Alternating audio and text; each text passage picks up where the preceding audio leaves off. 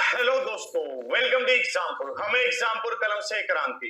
मैं अभिनंदन आप सभी का आपके अपने परिवार एग्जामपुर में अभिनंदन करता हूं।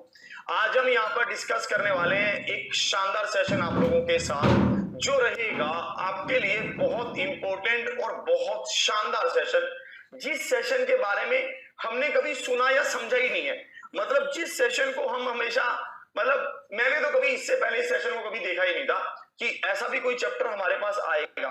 इन्होंने एक नया चैप्टर इंक्लूड किया, simple arithmetic equation. Simple arithmetic equation, साधारण अंक गणितीय समीकरण, साधारण अंक गणितीय समीकरण। ये जो चैप्टर इन्होंने ऐड किया, ये चैप्टर मतलब अपने आप में काबिले तारीफ चैप्टर रहेगा मेरे हिसाब से, क्योंकि इस चैप्टर को समझ पाना एक तरह से, कई टीचर इसमें कुछ पढ़ा रहा है, कोई कुछ पढ़ा रहा है, कोई कुछ पढ़ा रहा है, किसी को समझ ही नहीं आ रहा। जहां तक मैंने इस चैप्टर को एनालिसिस किया है, हम उसके बेस पर इसको हम समझेंगे कि इसमें कैसे होगा। देखिए, समीकरण का मतलब हम समझते हैं कि समीकरण का मतलब क्या होता है। समीकरण का मतलब होता है, जैसे कांस्टेंट लेकर हम करते हैं, जैसे a प्लस में b इज इक्वल टू 5 है, तो b इज इक्वल टू अगर मान लीजिए 2 है, तो a कितना होगा, 3 होगा। मतलब जो समीकरण वाले क्वेश्चंस होते हैं जिनमें ये एक इक्वेशन क्रिएट होती है, ये उन क्वेश्चनों को लेकर काम करना चाहता है इसके ऊपर, है ना। तो इसलिए इसने इसका नाम दिया है साधारण अंक गणितीय समीकरण, है ना, इसलिए इसने इसको ये नाम दिया है। फिर सेकंड पॉइंट, ठीक है, क्या इसमें साधारण ही पूछेगा, साधारण अंक गणितीय समीकरण ही पूछेगा? नहीं, थोड़ा मतलब इसमें फिर कैसे कैसे क्वेश्चंस बनते हैं उनके ऊपर भी हम चर्चा करेंगे। तो आज के सेशन की शुरुआत कर रहे हैं। सबसे पहले तो आपको यही समझाना होगा कि ये सेशन है किस लिए, है ना। ये सेशन में हम टॉपिक क्या पढ़ेंगे, सबसे पहले तो हम यही डिस्कस करेंगे। सबसे पहले तो हमें टॉपिक ही समझना होगा, फिर हम इसको समझेंगे इसमें क्या क्या चीजें हैं। तो आज के सेशन की शुरुआत कर रहा हूं। सभी साथियों को गुड इवनिंग, राधे राधे, राम राम। ध्यान से आप मेरी हर एक बात को सुनना, ध्यान से आप मेरी हर एक बात को समझना, समझते हुए मेरे साथ चलना कि मैं कहना क्या चाहता हूं और मेरी क्या भावनाएं हैं, और सभी क्वेश्चनों का बढ़िया से और सटीकता से आंसर करना। ये भाई साहब हमारे जो कंटेंट राइटर है, उन्होंने लिखा, कांच के खिलौनों को उछाला नहीं जाता, मेहनत करने से मुश्किल हो जाती है आसान, क्योंकि हर काम तकदीरों पर टाला नहीं जाता। वाह भाई वाह। हर काम को आप तकदीर पर नहीं डाल सकते कि यार देख लेंगे, तकदीर होगी तो मिल जाएगा, मेहनत करेंगे तो हर काम में सफल होंगे। अभी राजस्थान एडमिनिस्ट्रेटिव सर्विसेज का रिजल्ट आया, जिसमें मैं अभी पढ़ रहा था कि एक ब्लाइंड पर्सन था जिसकी 10 साल पहले आंखों की रोशनी चली गई थी किसी एक्सीडेंट में। तो जो आस पड़ोस के लोग थे वो कहने लगे थे कि इसको मथुरा वृंदावन छोड़ाते हैं, ठीक है, या फिर मतलब इसको कोई धार्मिक स्थल पर छोड़ाओ ताकि ये भीख वगैरह मांगकर अपना गुजारा कर लेगा। उस बंदे ने अपनी डेडिकेशन बनाए रखी भाई साहब। उसने सबसे पहले वो जो ब्लाइंड लोगों की लैंग्वेज होती है उसको सीखा, उसको सीख कर धीरे धीरे धीरे वो पढ़ता गया पढ़ता गया पढ़ता गया। अब उसका रिजल्ट में RAS क्लियर हो गया। एक लेडीज और हैं, वो सड़कों पर झाड़ू लगाती थी, आशा वर्कर्स थी, तो भाई साहब उनका भी क्या हो गया, RAS क्लियर हो गया।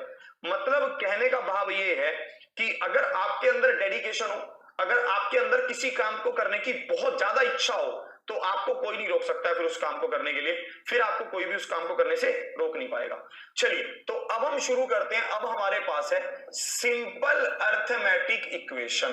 क्या है? Simple arithmetic equation. इंग्लिश वाले नोट कर लेंगे, इसको क्या कहते हैं, सिंपल अर्थमेटिक इक्वेशन। हिंदी में इसको कहा जाता है साधारण अंकगणितीय समीकरण। इसको हिंदी में क्या कहा जाता है, साधारण अंक गणितीय, साधारण अंक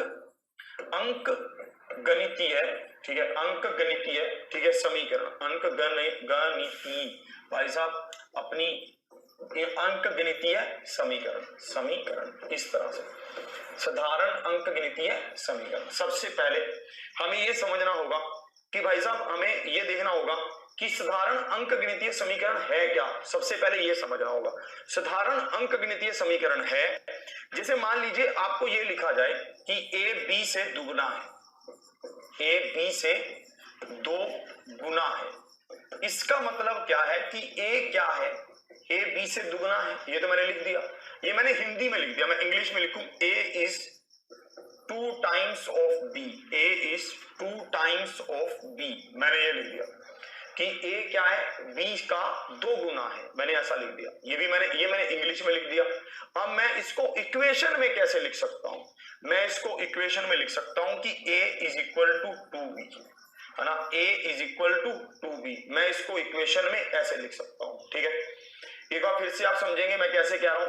साधारण अंकगणितीय समीकरण है तो कैसे है, जैसे मान लीजिए हमने हिंदी में लिखा कि a b से 2 गुना है, फिर हमने इंग्लिश में लिखा कि a is 2 times of b, फिर हमने इसको इक्वेशन में लिखा कि a is equal to 2b, इस तरह से हमने इसको लिख दिया। ठीक है, तो इस बात को ध्यान से समझेंगे कि मैं कैसे कहना चाहता हूं। ठीक है, ध्यान से आप इसको समझेंगे कि इसमें कैसे कहना चाह रहा है, इसको ध्यान से आप समझेंगे। अंकगणितीय समीकरण के ऊपर ये हमारे क्वेश्चंस बनेंगे। a b से दुगना है, ये हमने हिंदी में लिखा। a is 2 times of b, ये हमने इंग्लिश में लिखा। पर इक्वेशन में कहां लिखा, मतलब समीकरण किसको कहते हैं, पहले मैं आपको यही समझा रहा हूं। ये हमने किस में लिखा, इक्वेशन में लिख दिया, समीकरण बनाकर हमने इसको लिख दिया। चलिए अब आगे देखना, फिर मैं क्या कर रहा हूं, एक और आपको ऐसे लिखकर दिखा रहा हूं। जैसे मान लीजिए अब आप लिखोगे, जैसे मैंने लिखा ए बी के, मैं यहां पर ऐसे लिख देता हूं, ए बी के 3 गुना से, ए बी के 2 गुना से, चलो ए बी के 2 गुना से 3 कम है। जल्दी से इसको इक्वेशन बनाएंगे, 3 कम है। ठीक है, आप इसको इक्वेशन बनाकर लिखेंगे, ए बी के 2 गुना से 3 कम है, इसको लिखेंगे। ठीक है, तो इसको ध्यान से देखना, इसमें कैसे कह रहा है। ठीक है, ए बी के 2 गुना से 3 कम है, ए बी के 2 गुना से 3 कम है, इसको आप कैसे लिखोगे, जल्दी से आप बताओगे। ठीक है, ए बी के 2 गुना से 3 कम है, ए क्या है, बी के दुगने से 3 कम है, ऐसे। ए क्या है, बी के दुगने से 3 कम है, ये हमने हिंदी में लिखा, ये हमने क्या लिखा, इसको इक्वेशन बनाकर लिख दिया। ये हमने इसको कैसे लिख दिया, इक्वेशन बनाकर लिख दिया। सब इसको लिख पा रहे हैं। ठीक है, आप इक्वेशन, ये छोटी सी एक इक्वेशन क्रिएट कर पा रहे हैं। ठीक है, सब इसको लिख पा रहे हैं कि ये कैसे होगा। ठीक है, आप इसको क्रिएट कर पा रहे हैं। चलिए, तो अब इसमें समझते हैं कि चीजें कैसे कैसी होती हैं। ठीक है, अब इसमें समझते हैं कि चीजें कैसे कैसे होती हैं। इसमें एक होता है वेरिएबल, एक होता है वेरिएबल। ठीक है, वेरिएबल, एक होता है वेरिएबल, इसको कहते हैं चर, इसको क्या कहते हैं, चर कहते हैं। ठीक है, वैल्यू, इसकी वैल्यू, वेरिएबल की वैल्यू क्या होती है, फिक्स नहीं होती। Value is not fixed, value is not fixed, इसको आप लिखेंगे। चर क्या होता है मैं अभी बताऊंगा। वैल्यू इज नॉट फिक्स्ड, इसको हिंदी में लिखेंगे, इसको ऐसा लिख सकते हैं, इसकी वैल्यू, इसका मान फिक्स नहीं होता, इसका मान फिक्स नहीं होता, ऐसे कह रहा है। क्या कह रहा है, इसका मान फिक्स नहीं होता, इसका मान फिक्स नहीं होता। ठीक है, तो जैसे हमारे पास एक इक्वेशन में क्या होता है, एक्स वाई ए बी, ये सब क्या है, हमारे पास चर है, ये हमारे पास वेरिएबल है। हम इनको बोलते रहते हैं ना कि ये वेरिएबल है, ये तो वेरी करते रहते हैं। ये क्या है, वेरिएबल है, ये तो वेरी करते रहते हैं। जैसे मान लीजिए अब आपके पास एक इक्वेशन हो, x is equal to 2y plus 3। अब आप y के मान को जैसा रखोगे x का मान वैसा आता चला जाएगा। आप y के मान को 1 रखोगे तो x का मान 5 आएगा। आप y के मान को 0 रखोगे, जैसे देखो y के मान को 0 रखोगे x का मान 3 आएगा। y के मान को 1 रखोगे x का मान 5 आएगा। y का मान 2 रखोगे x का मान 7 आएगा। यही तो होगा, मतलब ये वैल्यू चेंज हो रही है। जैसे जैसे आप y की वैल्यू चेंज कर रहे हो वैसे वैसे आपकी x की वैल्यू भी चेंज हो रही है ना। तो ये क्या है, अरे भैया अभी तो समझाया ही कुछ नहीं है, जब समझेगा तो समझ आएगा, समझ तो सही। ठीक है, कह रहा समझ नहीं आ रहा, अभी तो समझाएगा, अभी तो लिखवा रहे हैं कि वेरिएबल क्या है, ये वेरिएबल है, मतलब x और y इसमें क्या है, वेरिएबल है, ये वेरी करते हैं। वेरिएबल का मतलब क्या है, वेरी करना, मतलब चेंज करना, चेंज करते हैं। ठीक है, वेरी मतलब क्या है, वेरिएबल, वो चेंज करते हैं। फिर एक होता है कांस्टेंट, एक क्या होता है, कांस्टेंट। कांस्टेंट को अगर हम हिंदी में कहेंगे तो ये होता है अचर। कांस्टेंट को अगर हम हिंदी में कहेंगे तो ये क्या होता है, अचर। अचर इसका, जिसका मान फिक्स हो, जिसका मान क्या हो, फिक्स हो, जिसका मान फिक्स हो, मतलब भाई साहब जिसका मान फिक्स होगा वो क्या होगा, अचर होगा, कांस्टेंट होगा। जैसे इस इक्वेशन में देखेंगे तो 2 और 3 फिक्स है। अगर इस इक्वेशन में देखेंगे तो 2 और 3 क्या है, फिक्स हैं। 2 भी फिक्स है और 3 भी फिक्स है ना। 2 और 3 क्या है, फिक्स है। तो हम इसको समझ गए कि ये क्या है, अचर है। ये क्या है, अचर है। इस बात को आप समझ गए, ठीक है। एक बार फिर से समझ लेंगे, थोड़ा सा समझा रहा हूं। हाँ, ये सब क्वेश्चन 7th 8th में होते थे। वेरिएबल क्या होता है, वेरिएबल समझ लो जो वेरी करता है, ठीक है, एक्स वाई जेड, ठीक है, जो भी ए बी सी। और कांस्टेंट क्या है, जो फिक्स है, ठीक है। नहीं, पाई चार्ट मैं नहीं पढ़ाऊंगा, कुल की सर पढ़ाएंगे, ठीक है।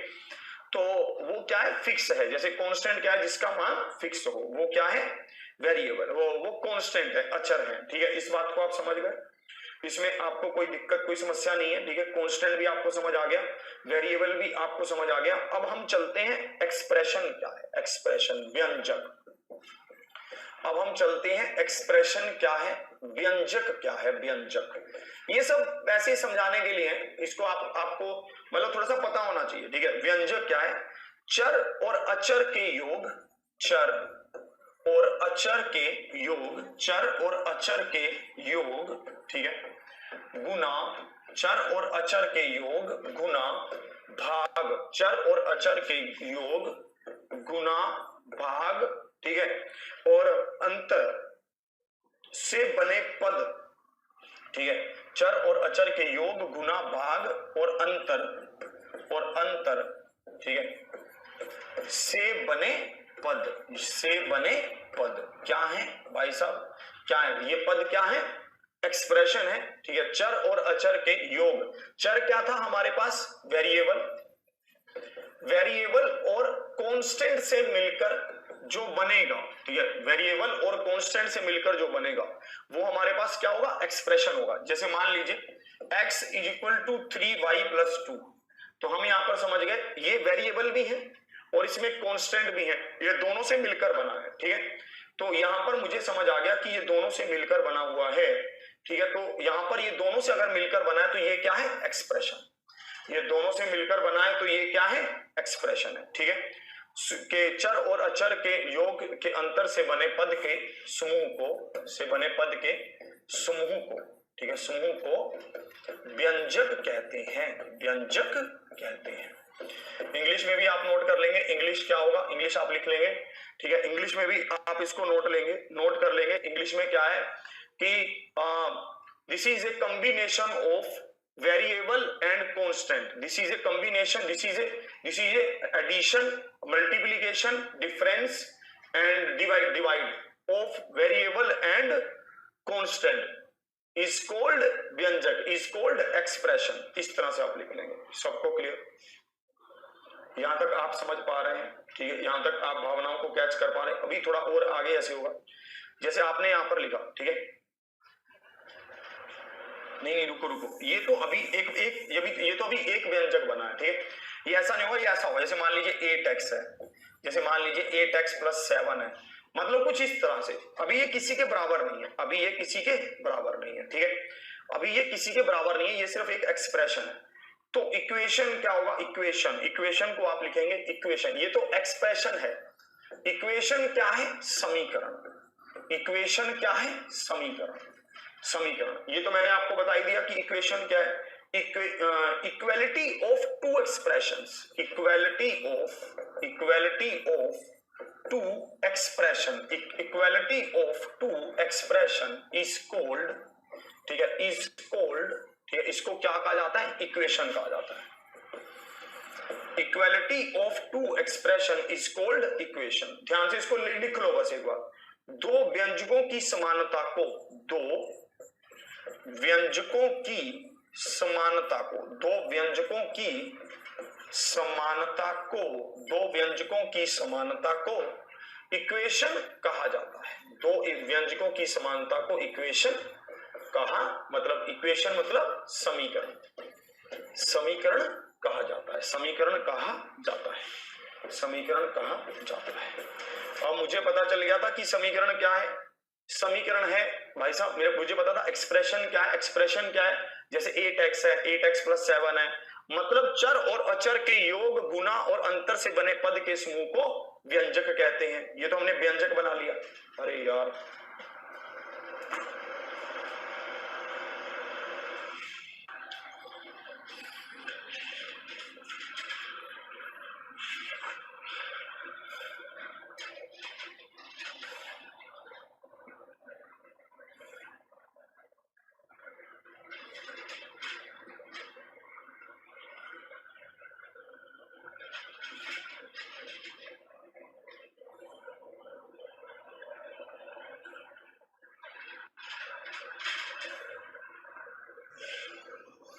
अच्छा हुआ सही, चल ठीक है, ध्यान रखिएगा। चलिए एक बार थोड़ा बफरिंग हो गया था, इंटरनेट का थोड़ा कुछ इश्यू था, अब सही हो गया। ठीक है, अभी बोर्ड भी बंद हो गया था, बोर्ड फिर से चालू कर रहा हूँ। ठीक है, बोर्ड भी बंद हो गया था, बोर्ड एक बार फिर से चालू कर रहा हूँ। ठीक है, अब देखो सबको दिख रहा है, सभी एक बार रिफ्रेश कर लीजिए। ठीक है, सभी एक बार रिफ्रेश कर लीजिए जल्दी से, सब आपस में लिख भी दीजिए कि रिफ्रेश कर लो। आ गए हैं भाई, आ गया आ गया आ गया। अरे यार भागा मत करो यार, भागा मत करो, अपन इधर ही है। ठीक है, आपको सिखाकर ही सांस लेंगे। ठीक है, चलिए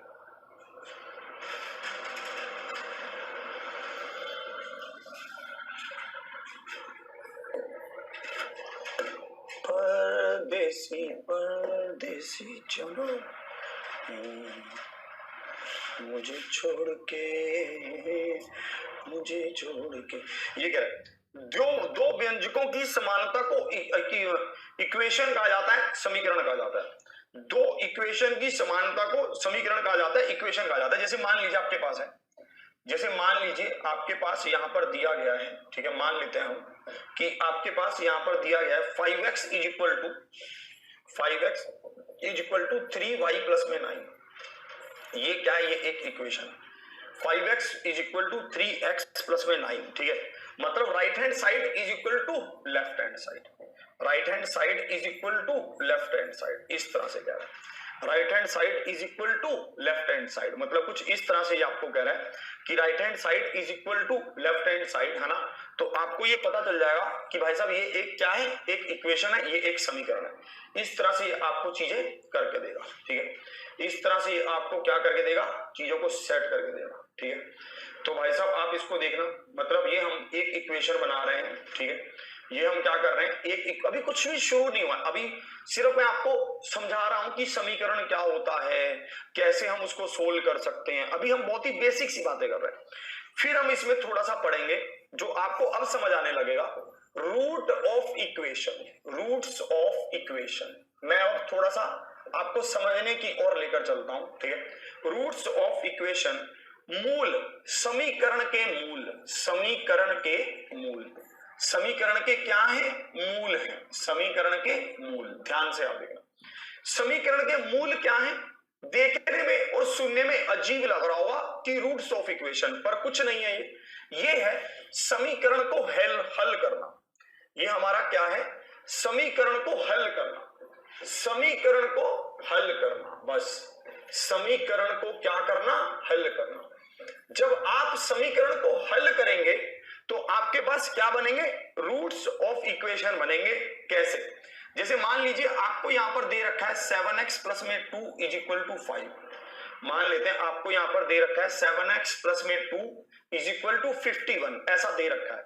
तो आप इसको क्या लिख सकते हो, 7x इज इक्वल टू 49। तो x क्या आएगा, 49 अपॉन 7, मतलब 7 आएगा। ये x का मान क्या आ रहा है, 7 आ रहा है। ये 7 क्या है, इसका मूल है। ये 7 इसका क्या है, सोल्यूशन है। ये हम जानते थे, वैसे इसको ये ऐसा बोल रहा है। एक बार फिर से नोट कर लीजिए मैं कैसे कह रहा हूं। ठीक है, जैसे यहां पर ये कह रहा है, ठीक है, जैसे 240 पर चला लीजिए, उस पर क्लियर है। जैसे यहां पर कह रहा है 7x प्लस में 2 इज इक्वल टू 51, हमने इसको सोल्व किया तो x का मान क्या आया, 49 अपॉन 7। तो ये हमारा 7 क्या आ गया, आंसर आ गया। ये क्या है, रूट्स ऑफ इक्वेशन है, कि इस इक्वेशन का रूट क्या है, 7 है। अगर आप यहां पर वैल्यू रखेंगे 7 तो इसको ये सोल्व कर लेगा। अभी तक समझे? ठीक है, ये क्या है, मूल है। यहां तक आप पूरी बात की गहराई को समझ पा रहे हैं। ठीक है, जिनको दिखाई नहीं दे रहा प्लीज वो 240 पर चला लीजिए। ठीक है, हाँ, अल्फा बीटा, है ना, जो ये सब होते थे ना, अल्फा बीटा, ये सब। जैसे मान लीजिए कुछ और एग्जांपल लेते हैं, उसको आप खुद सोल्व करके बताइएगा। जैसे मान लीजिए 5x प्लस में 2 इज इक्वल टू 27। तो अब रूट क्या आएंगे, अब मूल क्या आएगा, अब आप बताएंगे मूल क्या आएगा, जल्दी से आप बताएंगे। ठीक है, जल्दी से आप बताएंगे कि इसका मूल क्या होगा, जल्दी से आपको बताना है, बताइए।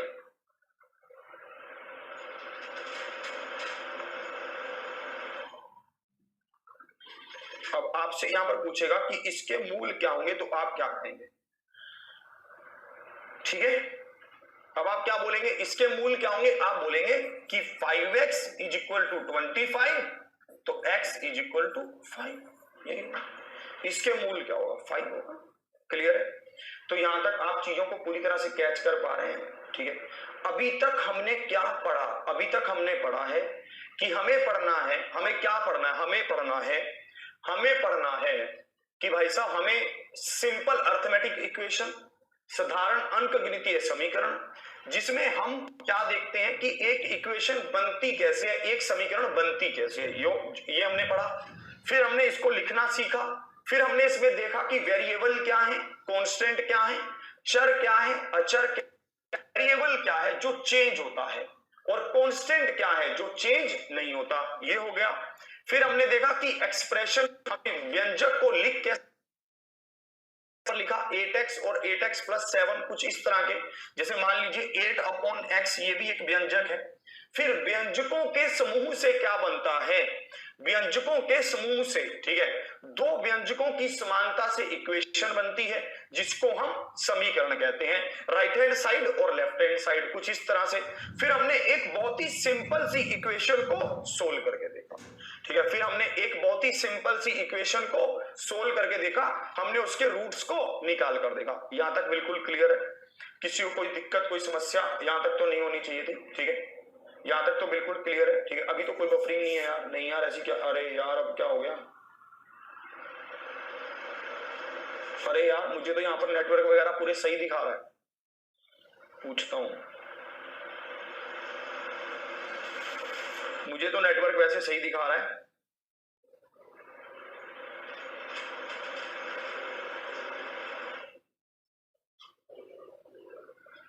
अरे यार बाबा, ये फिर से नेटवर्क में कुछ इश्यू देखना।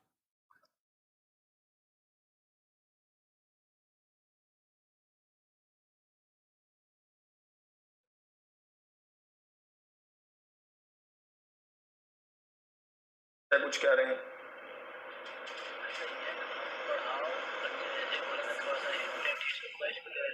चलो ठीक है, चलिए सही है ना, चलिए क्लियर है, नो बफरिंग, क्लियर है। चलिए वॉइस मिसमैच है, बोल देता हूं इसके लिए, वॉइस मिसमैच को थोड़ा सा सेट कर देंगे, थोड़ा सा हो जाएगा वो। अरे यार ये टेक्निकल चीजें हैं, ये थोड़ा टाइम ले, मतलब ऐसे ही चलती है ना। सही है, थोड़ा साउंड का देख लेना, अगर चलो क्लियर है वैसे तो सही है, देख लेना, बाकी आप मिसमैच हो तो थोड़ा कर देना, ठीक है, ठीक है। चलिए बोल दिया मैंने आपके सामने, ठीक है। अब आगे बढ़ते हैं, अब हमें पढ़ना होगा टाइप्स ऑफ इक्वेशन। अब हमें क्या पढ़ना होगा? टाइप्स ऑफ इक्वेशन की, इक्वेशन के टाइप्स क्या क्या बनते हैं, जैसे इक्वेशन के टाइप क्या क्या, ये सब आपने पढ़ा हुआ है, ये सब आपने बचपन में पढ़ा हुआ है, बस इसको थोड़ा सा याद आपको करवाना है, रिवाइव करवाना है, सब आपने पढ़ रखा है।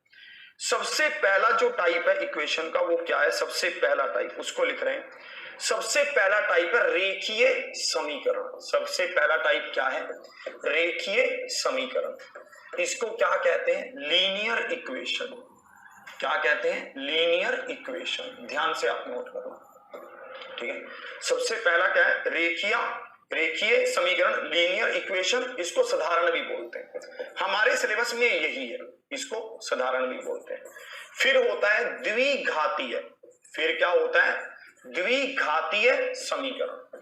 फिर क्या होता है? द्विघातीय समीकरण। ये हमारे सिलेबस में नहीं है, पर इसको हम थोड़ा सा समझेंगे, ठीक है। इसको हम क्या कहते हैं? Quadratic equation. इसको हम क्या कहते हैं? Quadratic equation. इसको क्या कहा जाता है? क्वाड्रेटिक इक्वेशन, ठीक है, द्विघातीय, ठीक है। ये क्या है? द्विघातीय है, जिसकी जैसे एक्स स्क्वायर वाला होता है ना, समझ रहे हो? एक्स स्क्वायर वाला होता है, वो द्विघातीय हो गया, ठीक है। द्विघातीय समीकरण कैसा हो गया? X square minus 3x plus 2, इस तरह से कुछ होता है। फिर इसमें होता है एक त्रिघातीय समीकरण। इसमें क्या होता है? त्रिघातीय समीकरण। क्वाड्रेटिक है वो क्यूबिक इक्वेशन, कुछ क्यूब्स की इक्वेशन होगी। इसी तरह से एक आपके पास होती है चतुर्थ समीकरण। चतुर्थ समीकरण, अगर आप इसको और चतुर्थ घात, ठीक है, ये क्या है? चतुर्थ घात समीकरण। भाई साहब ये कौन सी चतुर्थ घात? मतलब क्वाड्रेटिक समीकरण, ठीक है। क्वाड्रेटिक तो सॉरी यही है, ठीक है। चतुर्थ घात मतलब जिसकी पावर 4 हो जाएगी वो, ठीक है। तो हमें यह समझ आना चाहिए यहां पर कि भाई साहब रेखीय समीकरण और द्विघातीय समीकरण हमें थोड़ा सा पढ़ना है। रेखीय हम पूरी तरह से पढ़ेंगे, द्विघातीय हम थोड़ा सा पढ़ लेंगे, ताकि मान लीजिए गलती से इसको देते देते इसमें कूद गया तो हम क्वेश्चन को सोल्व कर पाए। बस इतना हम इसको इतना पढ़ लेंगे कि गलती से अगर ये बाई चांस इसमें कूद गया तो हम इसको पढ़ पाए, हम इसको समझ पाए। ठीक है, हम इसको इतना पढ़ लेंगे, बस इतना समझाना चाह रहा हूं। रेखीय, द्विघातीय, त्रिघात, चतुर्थघात कुछ नहीं भाई साहब, आपको सिर्फ दो पढ़ना है। रेखीय जो हमारा सिलेबस है, द्विघातीय हम जिसको थोड़ा सा और पढ़ लेंगे। ठीक है, उसको हम थोड़ा सा और देख लेंगे। यहां तक क्लियर है? ठीक है, ठीक है, जहां तक सबको समझ आ रही है चीजें, रेखीय, द्विघातीय, ये सब चीजें आपको थोड़ी समझ आ रही है। ठीक है, चलिए अब यहां तक नोट हो गया। अब हम चलते हैं जो हमारे काम की बात है, लीनियर इक्वेशन। अब आ रहे हैं, बस अब हम अपने उस पर आ रहे हैं, लीनियर इक्वेशन। लीनियर इक्वेशन को क्या कहा जाता है? लीनियर इक्वेशन को कहा जाता है, ठीक है, साधारण रेखीय समीकरण, रेखीय या फिर साधारण समीकरण। इसको क्या कहते हैं? रेखीय या फिर साधारण समीकरण। इसको अब इसको इसकी डेफिनेशन को लिख लेंगे। इसकी डेफिनेशन क्या है? इसकी डेफिनेशन है ऐसी समीकरण जिसमें चर की घात, ऐसी समीकरण जिसमें चर की घात सबसे बड़ी एक हो, ऐसी समीकरण। ठीक है, इसको आप लिख लेंगे, ऐसी समीकरण जिसमें चर की, ठीक है, आप लिख लेंगे जिसमें चर की सबसे बड़ी घात एक हो। क्या हो? एक हो। इंग्लिश में भी लिख लेंगे आप। इंग्लिश में क्या लिखेंगे? ठीक है, in this equation the power of variable is 1. In this equation, the maximum power of a variable is 1. In this equation, the maximum power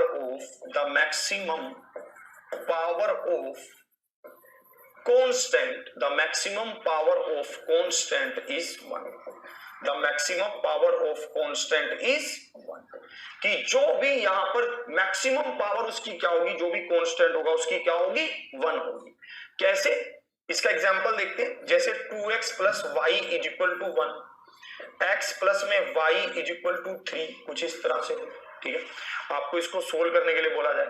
ठीक है, आपको ये दे रखा हो, यहां पर हम देखेंगे कांस्टेंट क्या है, ये है, x है, y है, कांस्टेंट यही है, और इसकी पावर मैक्सिमम क्या है? 1 है। इसको लिख लेंगे। ठीक है, तो इसको लिख लेंगे बहुत अच्छे से। हमने आपको पहले बता दिया था कि कांस्टेंट क्या होता है। इसमें कांस्टेंट आपको अब पता चली गया कि कांस्टेंट क्या है। तो भाई साहब, जो भी कांस्टेंट की पावर होगी वो मैक्सिमम क्या हो? 1 हो। अगर कांस्टेंट की मैक्सिमम पावर 1 है तो वो क्या है? लीनियर इक्वेशन है। ठीक है, वो क्या है? रेखीय समीकरण है। अब आगे बढ़ता हूं। ठीक है, इसी तरह से आपको एक हम पढ़ेंगे, बस अभी क्वेश्चन आ जाएंगे, द्विघात समीकरण। द्विघातीय समीकरण लिख लो, द्विघात समीकरण लिख लो। इसको हम बोलते थे क्वाड्रेटिक इक्वेशन। क्वाड्रेटिक इक्वेशन क्या है? क्वाड्रेटिक इक्वेशन है जिसमें कांस्टेंट की पावर 2 हो, जिसमें कांस्टेंट की पावर क्या हो? 2 हो। वो क्या है? द्विघातीय समीकरण है।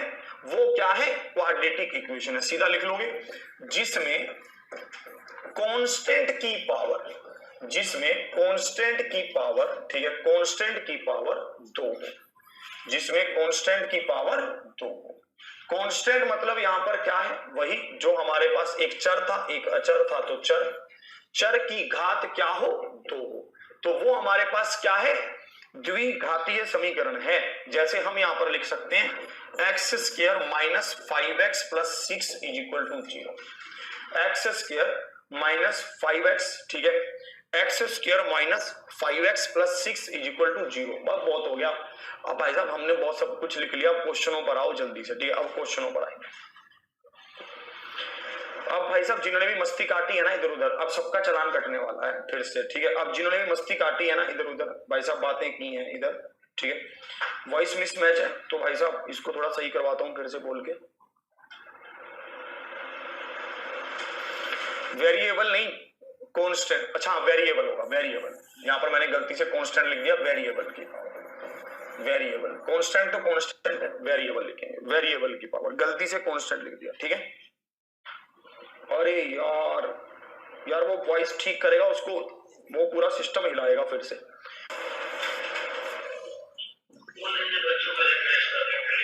रिफ्रेश कर लीजिए, थोड़ी बफरिंग हो रही होगी, रिफ्रेश कर लीजिए, ठीक है, रिफ्रेश करिए जल्दी से, रिफ्रेश कर लेंगे।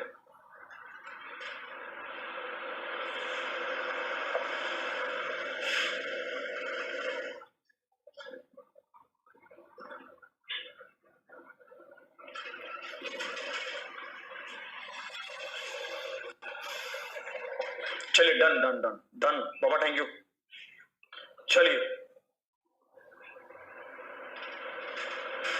बिल्कुल, अब देखो यहां पर क्या कह रहा है, यहां पर कह रहा है कि 3x प्लस में 2, 3x प्लस में 2 इज इक्वल टू 11। आपसे x का मान पूछा है तो क्या होगा, 3x is equal to 11 minus 2, तो 3x किसके बराबर आएगा, 9 के, तो x किसके बराबर आएगा, 9/3, तो 3 के बराबर आ जाएगा। Option C is the right. Option C क्या है, बिल्कुल सही उत्तर है। अबे करम जले, -3 क्यों आंसर कर रहा है, हैं बावले, -3 क्यों आंसर कर रहा है पागल, 3 होगा, 3, ठीक है, क्या होगा, 3 होगा। अब देखो इसका आंसर बताओ, कह रहा है x is equal to -1, y is equal to 2, क्या कह रहा है, x is equal to -1, y is equal to 2, और आपसे पूछ रहा है kx प्लस में 3y इज इक्वल टू 7, ये दे रखा है, और हमको बोल रहा है कि k का मान ज्ञात करें कि k का मान क्या होगा। हमसे क्या बोल रहा है कि k का मान क्या होगा, k का मान बताइए भाई साहब। ऐसा देखो ये क्वेश्चन क्या है, ये हमारे पास कैसा है, अर्थमेटिक इक्वेशन का क्वेश्चन, ऐसा क्वेश्चन होगा, ठीक है भाई साहब। आपको क्या बोल रहा है, k का मान बताइए, ठीक है, तो k का मान पूछ रहा है, आप क्या करोगे, x का मान पुट करोगे -1 तो -k होगा, फिर से समझ लीजिए, x का मान -1 पुट करोगे, y का मान 2 पुट करोगे, और बराबर किसके आएगा, 7 के। तो अब देखना ये क्या होगा, -k, और ये क्या होगा, ठीक है, +6 इज इक्वल टू 7, तो -k किसके बराबर होगा, 1 के, तो k किसके बराबर होगा, अब आएगा -1, तो option C is the right answer. Option C इसका क्या है, बिल्कुल सही उत्तर है। Option C is the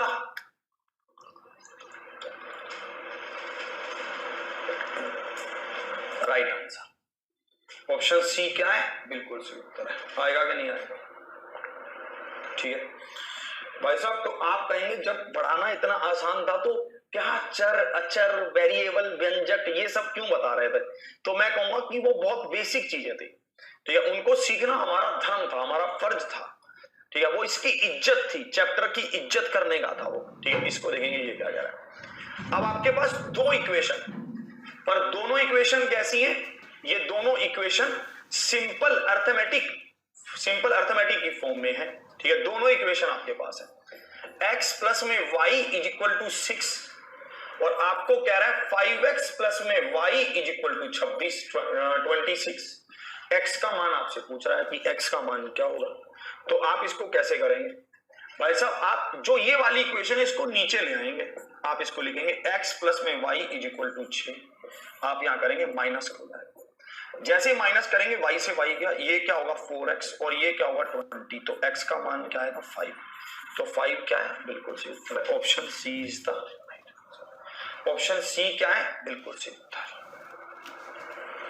option C क्या है, बिल्कुल सही उत्तर है। कुछ यूज नहीं है उस चर अचर का, ये वो, हाँ हो सकता है बेफालतू में कहीं कोई पजल करने के लिए कुछ पूछ ले आपसे, तो आपको पता जरूर होना चाहिए, है ना।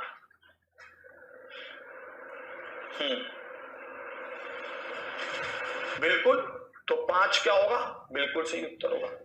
ये हमारे पास अभी तक ये हमारे पास क्या थी, एक एक्सप्रेशन थी, ये हमारे पास क्या था, एक एक्सप्रेशन था, आगे नहीं था, ठीक है।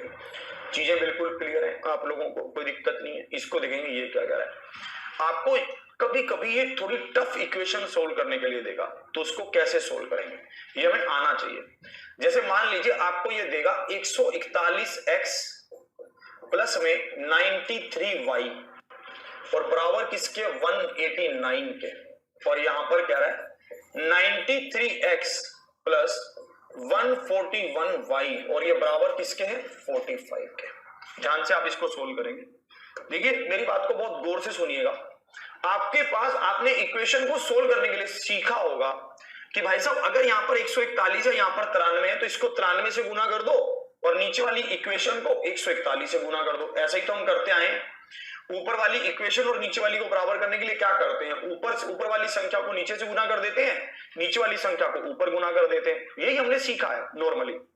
पर हम क्या करते हैं, ध्यान से सीखना, जब कभी भी आपके पास जो x के पास वेरिएबल है अगली इक्वेशन में वो y के पास हो, और जो y के पास वेरिएबल है अगली इक्वेशन में वो x के पास हो, मतलब उल्टा कर दिया गया हो, उल्टा कर दिया।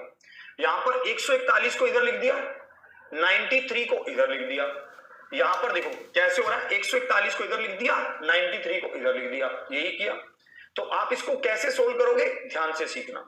आप क्या करना, आप पहले इनको जोड़ लो, सबसे पहले इनको जोड़ो, आप जोड़ना इनको, जोड़ इनका क्या होगा 4, 9 और 4 13, एक कैरी 234x, इनका जोड़ क्या होगा 234y, और ये बराबर किसके होगा 9 और ये 4, एक कैरी 3, 234 के ही बराबर होगा ना।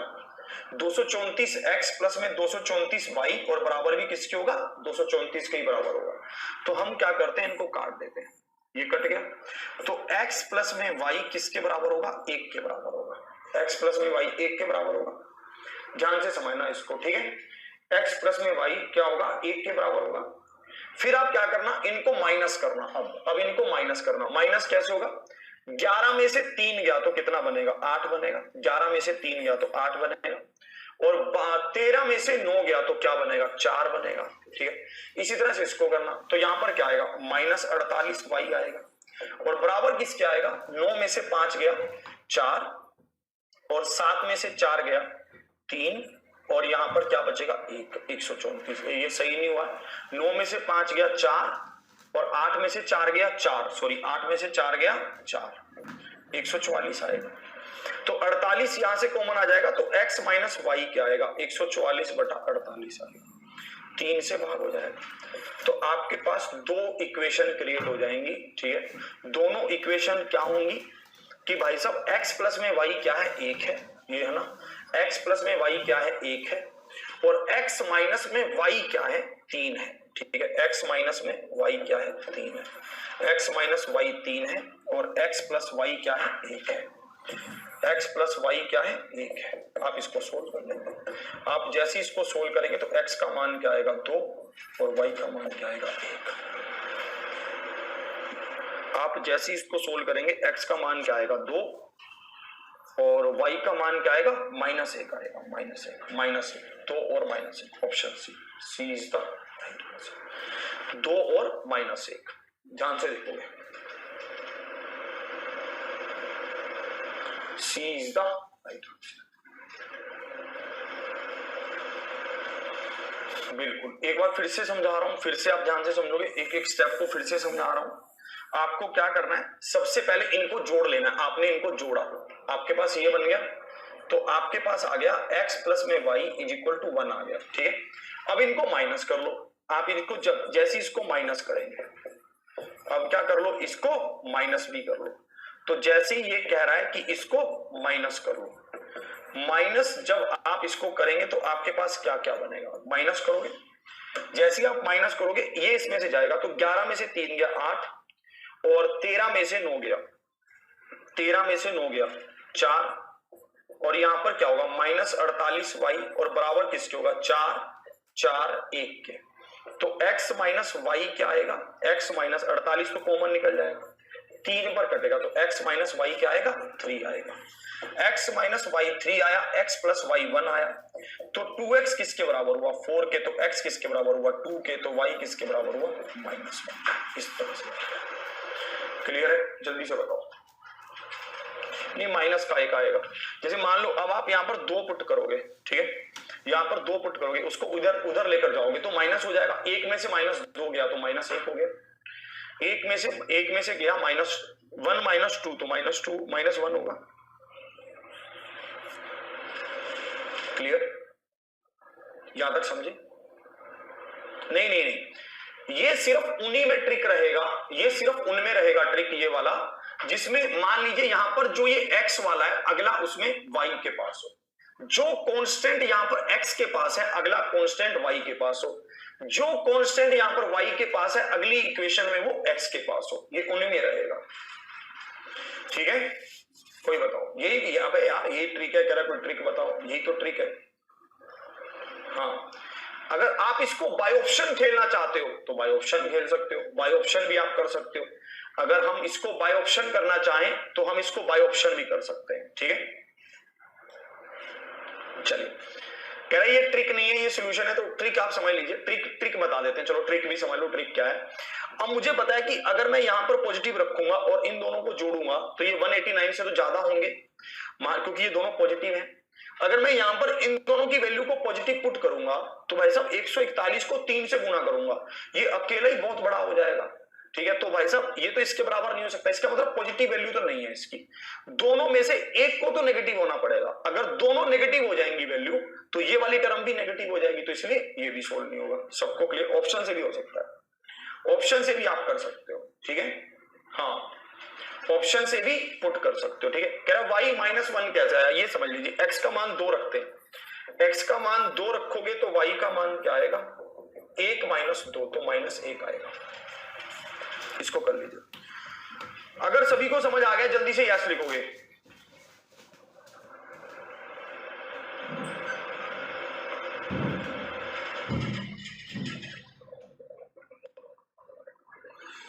अगर सभी को समझ आ गया तो जल्दी से यस लिखोगे। -1 समझ आया, हमने x की वैल्यू को यहां पर पुट किया, x + y में हमने वैल्यू को रखा 2, 2 + y = 1, 2 को उधर लेकर जाओगे तो -2 होगा, तो -1 आ गया ना -1।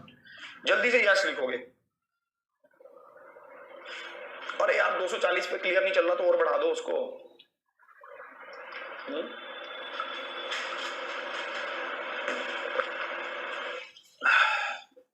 क्लियर है? अरे यार आएंगे तब भी, बहुत अच्छे। चलिए इसको देखते हैं, अब आगे देखते हैं, इसको ध्यान से देखना, जल्दी से इसको सोल्व करेंगे। अब इसको तो सोल्व करना होगा। यहां पर कह रहा है कि 3x - 2y = -3, यहां पर कह रहा है 4x + 3y = 47, यही होगा। ठीक है, अब देखना भाई साहब, अब आप इस क्वेश्चन को कैसे कर सकते हो, बाय ऑप्शन कोशिश करते हैं। पहले बाय ऑप्शन देखते हैं। 1 और 3 रखो, 1 और 3 रखोगे, ठीक है, आ रहा है -3 आ रहा है। आप जैसे बाय ऑप्शन रखोगे, इसको रखोगे 1, इसको रखोगे 3, तो 1 और 3 रखोगे -3 आ रहा है। 1 और 3 यहां रखोगे, क्या 47 आ रहा है? नहीं आ रहा। तो भाई साहब ये इसको सेटिस्फाई नहीं कर रहा, इसको हटा दो बाय ऑप्शन। पहले बाय ऑप्शन चल के देख लेते हैं, ये तो नहीं हो सकता। आगे बढ़ते हैं। 4 और 5 रखो, 4 × 12, 5 के 20, -3 ही नहीं आ रहा, इसको भी नहीं ले सकते। फिर आगे चलते हैं। 5 और 9 रखो, 5 × 15, 9 दूनी 18, -3 आ रहा है। यहां पर रखो 5 के 20 और 5 × 15, 45 आ रहा है। ठीक है, नहीं 5 के 20, 9 × 27, 47 आ रहा है। तो option C is the, option C क्या है? बिल्कुल सही उत्तर है। ऑप्शन सी क्या है? बिल्कुल सही उत्तर है। Option C is the right answer. Option C क्या है? बिल्कुल सही उत्तर है। बाय ऑप्शन कर लिया हमने। अगर आप बाय ऑप्शन करना चाहते हैं तो आप बाय ऑप्शन कर सकते हैं, कोई दिक्कत नहीं है, बाय ऑप्शन हो जाएगा। ठीक है, बी से नहीं आएगा, सी से ही आ रहा है। फिर अगर आप सोल्व करना चाहते हैं तो सोल्व कैसे करेंगे, ध्यान से देखना। सोल्व कैसे करेंगे, सोल्व करने में थोड़ी सी मदद कर सकता हूं मैं। क्या? जैसे यहां पर ये 2 है और ये 3 है, ये 3 है और ये 4 है, जो भी वैल्यू छोटी होंगी ना उनको ले लेना। जैसे 2 और 3 छोटा है तो इनको सोल्व करना आसान रहेगा। इसको 3 से गुना कर देते हैं, इसको 2 से गुना कर देते हैं। आप जैसे इसको 3 से गुना करेंगे, ये क्या बनेगा? 9x 6y = -9, 8x + 6y = 7 दूनी 14 और 1 कैरी, 4 दूनी 8 और 1 9, 94। माइनस माइनस माइनस करो, नहीं माइनस माइनस माइनस नहीं, इसको ऐसे ही आने देते हैं। आप इसको काटोगे तो ये कितना बनेगा? 8 और 8 16 और 1 17, 17x बन जाएगा। ये इसमें से माइनस हो जाएगा। ठीक है, तो 14 में से 9 गया तो आपके पास क्या बनेगा? 5 85 बनेगा। 17 5 85, तो x का मान क्या आ गया? 5 आ गया। x का मान 5 आ गया, यहां पुट कर लो, y का मान क्या आ जाएगा? 9 आ जाएगा। ठीक है, तो अगर सोल्व करना चाहते हो तो सोल्व कर लो, अगर सोल्व नहीं करना चाहते तो ऐसे कर लो। ठीक है, सबको क्लियर? ऑप्शन डी सेटिस्फाई करेगा नहीं। 8 या 24 और 5 दूनी 10, 24 को 24 में से 10 को माइनस करोगे तो 14 आएगा, पर आना चाहिए था -3। सेटिस्फाई कर ही नहीं रहा तो छोड़ दो। ठीक है,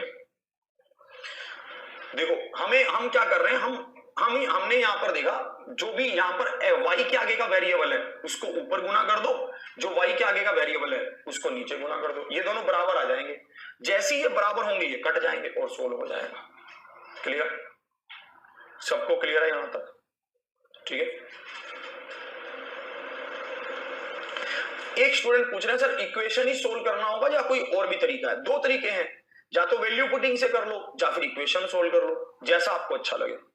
या तो वैल्यू पुटिंग से कर लो या फिर इक्वेशन सोल्व कर लो। इसको देखेंगे, जैसे अब यहां पर देखना, यहां पर क्या है, ये कह रहा है x बटा में 10 प्लस में y बटा में 5 इज इक्वल टू क्या होगा, 14 हो जाएगा। यहां पर होगा x बटा में 8 प्लस में y बटा में 6 किसके बराबर होगा, 15 के बराबर है। अब आपको कह रहा है कि x और y का मान निकालिए। अब क्या करोगे, सीधा सीधा हम कर देंगे। कैसे? बाय वैल्यू पुटिंग से कर देते हैं। किससे करेंगे? वैल्यू पुटिंग से कर देते हैं। कैसे वैल्यू पुटिंग से? कैसे, जैसे मान लो x का मान यहां पर रखूं 15, ठीक है, और यहां पर 5 का मान रखूं 45, सॉरी y का मान रखूं 45, क्या ये कभी पॉसिबल है कि ये 14 के बराबर होगा? कभी हो ही नहीं सकता। फिर 30 रखता हूं, यहां पर 30 रखा तो 3 आया, और यहां पर रखा 80 तो यहां पर आएगा 16 5 80, 16 और 3 19 तो 14 के बराबर नहीं है। फिर 40 और 20 रखते हैं, यहां पर रखा 40 और यहां रखा 20 तो भी बराबर नहीं है। फिर 80 और 30 रखते हैं, 80 और 30 हमने रखा, ये 8 आया, ये 6 आया, 14 के बराबर आ गया। तो option D is the right answer. Option D क्या है? बिल्कुल सही उत्तर है। Option D is the right answer. Clear है? Option D is the right answer. ऐसा है कि नहीं है? मान लो किसी के दिमाग में ना, मतलब एक होता है, एक ना किसी का दिमाग ऐसे कहता है मैं नहीं करूंगा बाय ऑप्शन। ठीक है, कई लोग ऐसे होते हैं, अड़ियल होते हैं, अड़ियल जिद्दी, है ना, आया मैं नहीं करूंगा, ठीक है, मैं बाय ऑप्शन नहीं करूंगा, मुझे सोल्व करके दिखाओ। ठीक है, मेरा जो भतीजा है वो खाना नहीं खाता है, मतलब वो खाना बहुत कम खाता है, मतलब अपनी मस्ती में रहता है वो।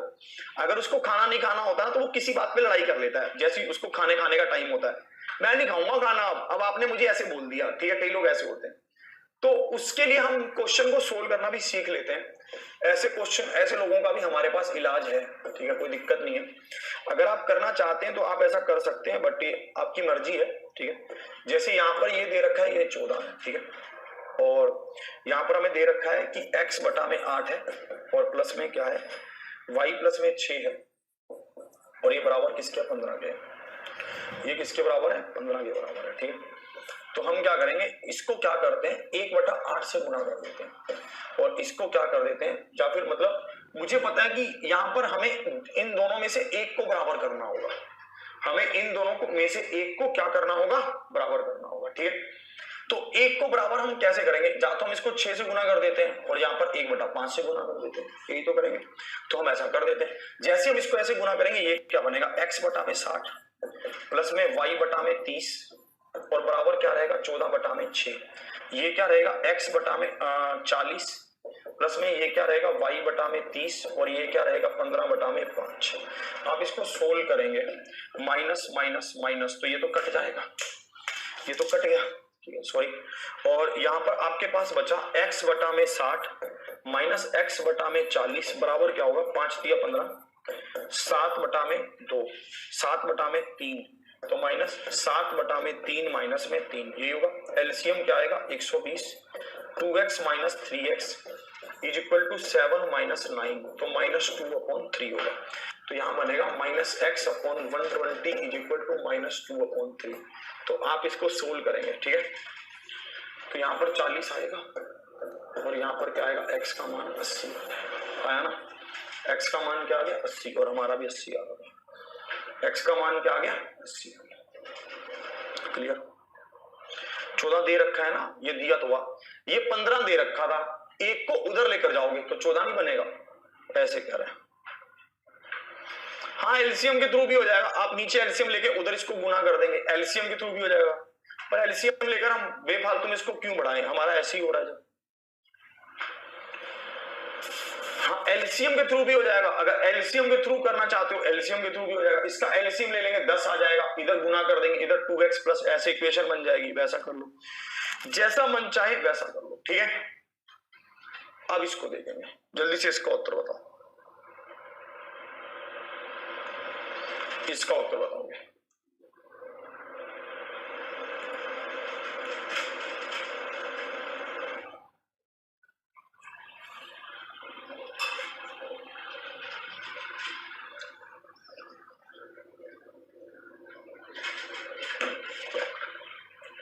एक बार अभी देखते हैं, फिर से देखोगे। जैसे हमारे पास है 8/x plus 9/y is equal to 7 है, 14/x minus 12/y is equal to 3 है।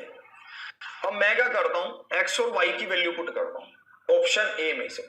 मैंने x की वैल्यू देखी 1 है, y की वैल्यू 4 है। मैंने यहां पर x की वैल्यू को 1 रखा, y की वैल्यू को 4 रखा। क्या ये 7 के बराबर आ सकता है? नहीं, नहीं आ सकता, तो इसको क्रॉस कर दो, ये नहीं है, ठीक है। इसको हटा दिया।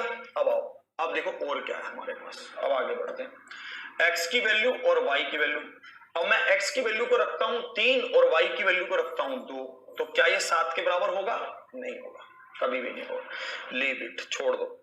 x की वैल्यू को रखता हूं 5 और y की वैल्यू को रखता हूं 2, क्या ये 7 के बराबर होगा? नहीं होगा, लीव इट। x की वैल्यू को रखता हूं 2 और y की वैल्यू को रखता हूं 3, तो अब देखना ये 4 पर कटेगा, ये 3 पर कटेगा, 7 के बराबर। तो option B is the right answer. आ रहा है कि नहीं आ रहा है कि नहीं आ रहा? मैं ये सिखा रहा हूं आपको वैल्यू पुटिंग से, कि आप वैल्यू पुटिंग से कैसे कर सकते हैं, ठीक है। कोई दिक्कत, कोई समस्या, कोई परेशानी आपको?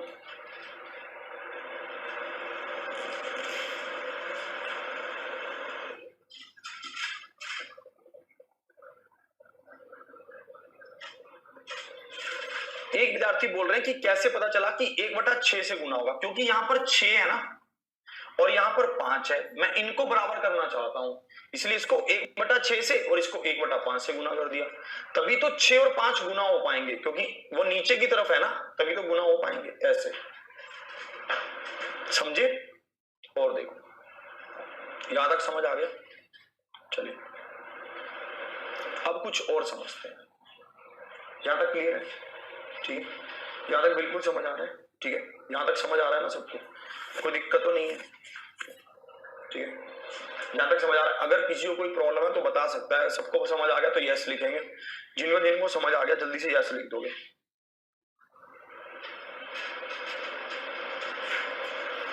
क्लियर, कोई समस्या नहीं। अब आगे बढ़ो, अब आगे और चीजों को सीखें। अब हमने सीख लिया है कि कैसे हम समीकरण को सोल्व कर सकते हैं, ये हमने सीख लिया, और कुछ है ही नहीं समीकरण में सीखने को। इसमें बस एक थोड़ा सा और, अभी ऐसा नहीं है कि खत्म हो गया ये, नहीं नहीं नहीं, अभी खत्म नहीं हुआ, अभी हमें सीखना होगा, अभी और चीजों को सीखना होगा। वो क्या? Solution of equation, solution of equation. ध्यान से इसको अब सीखना, थोड़ा सा हम अपनी तरफ से और सीख कर चलेंगे, ध्यान से आप समझना।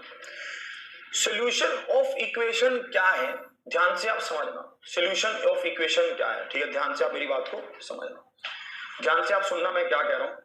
हमारे पास रेखीय समीकरण होती हैं। रेखीय समीकरण क्या होती है? रेखीय समीकरण के हल। सबसे पहले मुझे आप बताएंगे कि रेखीय समीकरण क्या है।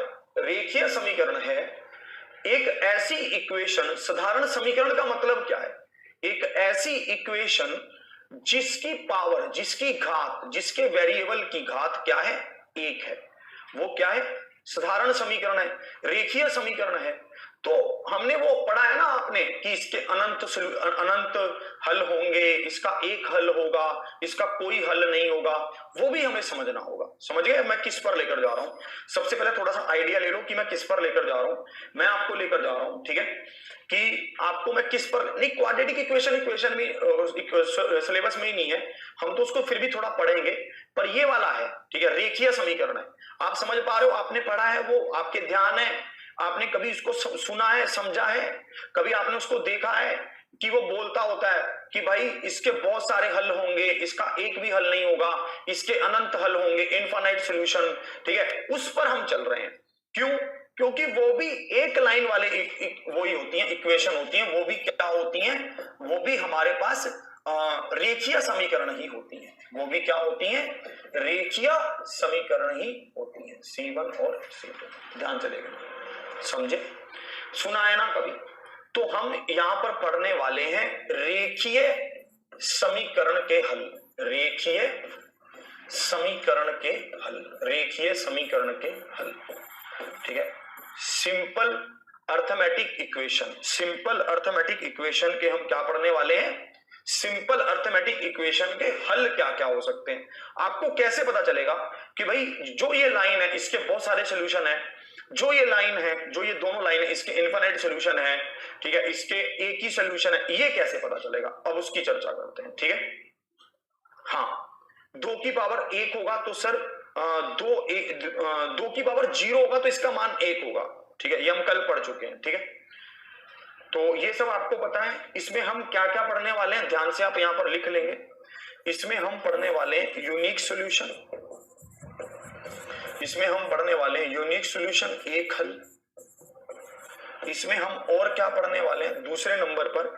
इसमें हम पढ़ने वाले हैं इनफाइनाइट सॉल्यूशन, इनफाइनाइट सॉल्यूशन, और इसमें हम एक और पढ़ने वाले हैं no solution, no solution. Hindi में लिखवा रहा हूं, एक हल, अनंत हल, अनंत हल, और यहां पर है कोई हल नहीं, कोई हल नहीं, यहां पर है कोई हल नहीं। ध्यान से आपके पास 2 इक्वेशन होंगी, 2 इक्वेशन आपको दे रखी होंगी, उसमें वो आपसे पूछेगा कि इसके कितने, इसका यूनिक सॉल्यूशन है, इसके इनफाइनाइट सॉल्यूशन है, या फिर इसका कोई हल नहीं है। आपको तीनों में से एक बताना होगा, आपको तीनों में से क्या करना होगा? एक बताना होगा। आप कैसे चेक करेंगे कि भाई साहब ये कैसे कैसे है? आप ध्यान से इसको देखेंगे।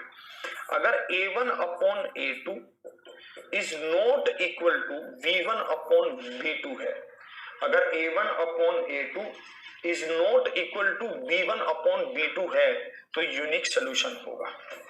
अगर A1 अपॉन A2, ठीक है, अगर A1 upon A2 is equal to B1 upon B2 is equal to C1 upon C2 है तो अनंत सॉल्यूशन होगा। अगर A1 upon A2 is equal to B1 upon V2 is not equal to K1 upon मतलब C1 upon C2 है तो भाई साहब नो सॉल्यूशन होगा। C1 अपॉन C2 है तो क्या होगा? नो सॉल्यूशन होगा।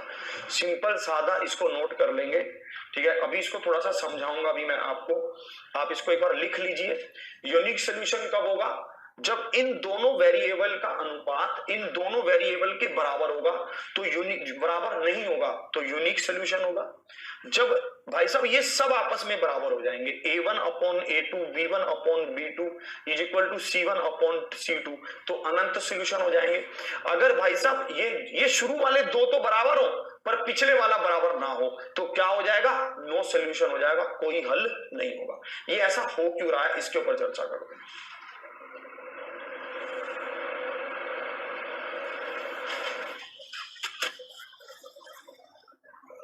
चलिए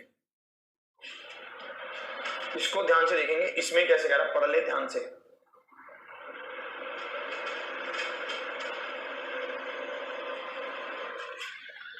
कविता जी क्या हो गया, आपको समझ क्यों नहीं आ रहा? ये थोड़ा सा अलग सा टाइप है, वैसा है ना, थोड़ा सा अलग है इसलिए भी नहीं आ रहा होगा।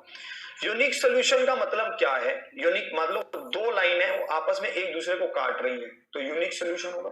जब 2 लाइनें आपस में एक दूसरे को काटेंगी तो उसका एक ही हल होगा, ये एक ही हल है क्योंकि एक ही बिंदु पर ये लोग काट रहे हैं। इनफाइनाइट सॉल्यूशन का मतलब क्या है? लाइन के ऊपर लाइन है। जब लाइन के ऊपर लाइन होगी तो भाई साहब क्या होगा? इनफाइनाइट सॉल्यूशन होंगे।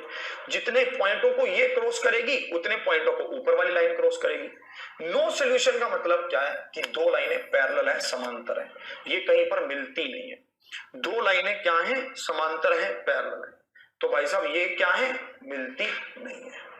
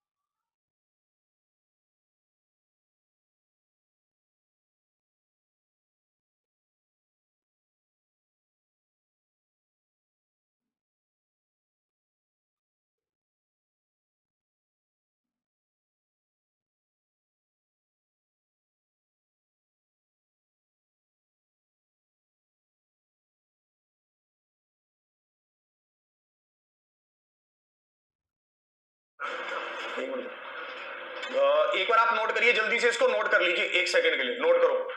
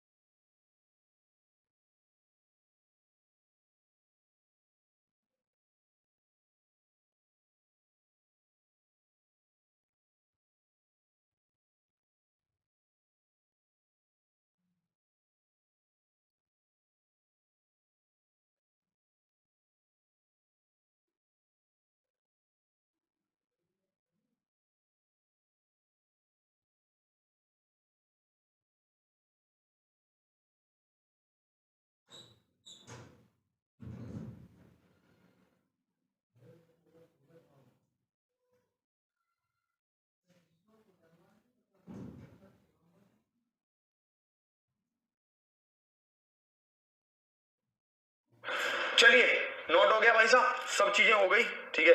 यूनिक सोल्यूशन हो गया, इनफाइनाइट सोल्यूशन हो गया, ठीक है, सब चीजें हो गई। अब इस पर आ जाए, क्वेश्चन पे चले, ठीक है भाई साहब, क्वेश्चन पर चले। चलो क्वेश्चन देखो इसका, जल्दी से देखो, ठीक है। ये क्या कह रहा है, हाँ क्या कह रहा है, देखिए जिनको जो पहली बार पढ़ रहे हैं उनको थोड़ा अजीब लग रहा होगा, पर क्या करें हम, हमें पढ़ना ही होगा, है ना, और हमारे पास कोई चॉइस नहीं है, ठीक है। तो मैं आपको यही समझा रहा हूँ कि अगर आप इसको पहली बार पढ़ रहे हैं तो आप इसको ऐसा मत करें कि मुझे समझ नहीं आ रहा, मैं क्या करूं, मैं नहीं करूं, मैं कैसे करूं। मैं आपको एक बात समझा रहा हूं अपने दिल से, हम जो चीजों को छोड़ देते हैं दूसरे लोग उसको करके हमसे आगे निकल जाते हैं, ये बड़ा पंगा होता है। तो मैं आपको यही चीज समझा रहा हूं कि इसको छोड़ो मत, ऐसे इसको कर लो यार, ठीक है। तो थोड़ा सा आपको अजीब सा लगेगा, ठीक है, पर मतलब फिर चीजें अगर एक बार आपने कर ली ना तो आपको समझ आ जाएंगी। आपने छोड़ा, दूसरे ने कर लिया, भाई साहब एक क्वेश्चन भी आ गया, सही कराया, उसकी बल्ले बल्ले, ठीक है। तो इसको कर लो, थोड़ा सा अजीब तो सब किसी को लगता है, ठीक है, थोड़ा तो अजीब तो सबको लगता है। ये क्या कह रहा है, कह रहा है कि निम्नलिखित जो हमारे पास रेखीय समीकरण है, इनमें से किस समीकरण का अद्वितीय हल है, मतलब यूनिक सोल्यूशन है। अद्वितीय हल मतलब यूनिक सोल्यूशन है, यूनिक सोल्यूशन आपसे पूछा गया, अद्वितीय हल आपसे पूछा गया, यूनिक सोल्यूशन आपसे पूछा गया। यूनिक सोल्यूशन के लिए कंडीशन क्या थी, a1 upon a2 is not equal to b1 upon b2, यही तो था हमारे पास। यूनिक सोल्यूशन के लिए हल क्या था, उसका क्या बनना चाहिए था, a1 upon a2 is not equal to b1 upon b2, यही तो बनना चाहिए था। तो इसको हम चेक करेंगे कि ये कंडीशन कहां पर सेटिस्फाई हो रही है। अगर मैं सबसे पहले देखूं, सबसे पहले तो कईयों को यही समझ नहीं आ रहा कि a1 upon a2 b1 upon b2 है क्या भाई, तो मैं ये मैं बता रहा हूं। जैसे देखो 1x प्लस में 1y इज इक्वल टू आपको 5 दे रखा है, यहां पर 2x plus 2y is equal to 10 दे रखा है, ठीक है। तो आप इसको इक्वेशन को जैसे मैंने लिखा हम वैसा कंपेयर करेंगे। हमने क्या लिखा था, a1x प्लस में v1y, ठीक है, हमने क्या लिखा था, v1y is equal to c1। हमने यहां लिखा था a2x प्लस में b2y is equal to c2। a1 क्या हो गया, यहाँ पर 1 हो गया, यहाँ पर a1 क्या हो गया, 1 हो गया, ठीक है। तो हमने यहाँ पर देखा a2 क्या हो गया, 2 हो गया, तो हमने यहाँ पर लिखा 1/2। भाई साहब इसी तरह से b1 क्या हो गया, 1 हो गया, और b2 क्या हो गया, ये 2 हो गया, तो ये भी क्या हो गया, 1/2। भाई साहब ये तो बराबर आ गया, ये तो बराबर आ गया, ये तो पॉसिबल ही नहीं है, ये तो बराबर आ गया, ये पॉसिबल नहीं है। मतलब जो भी x के आगे लिखा हुआ है वो a1 है, जो भी x के आगे लिखा हो पहली इक्वेशन में, और जो नीचे वाली इक्वेशन में x के आगे लिखा हो वो a2 है, ठीक है।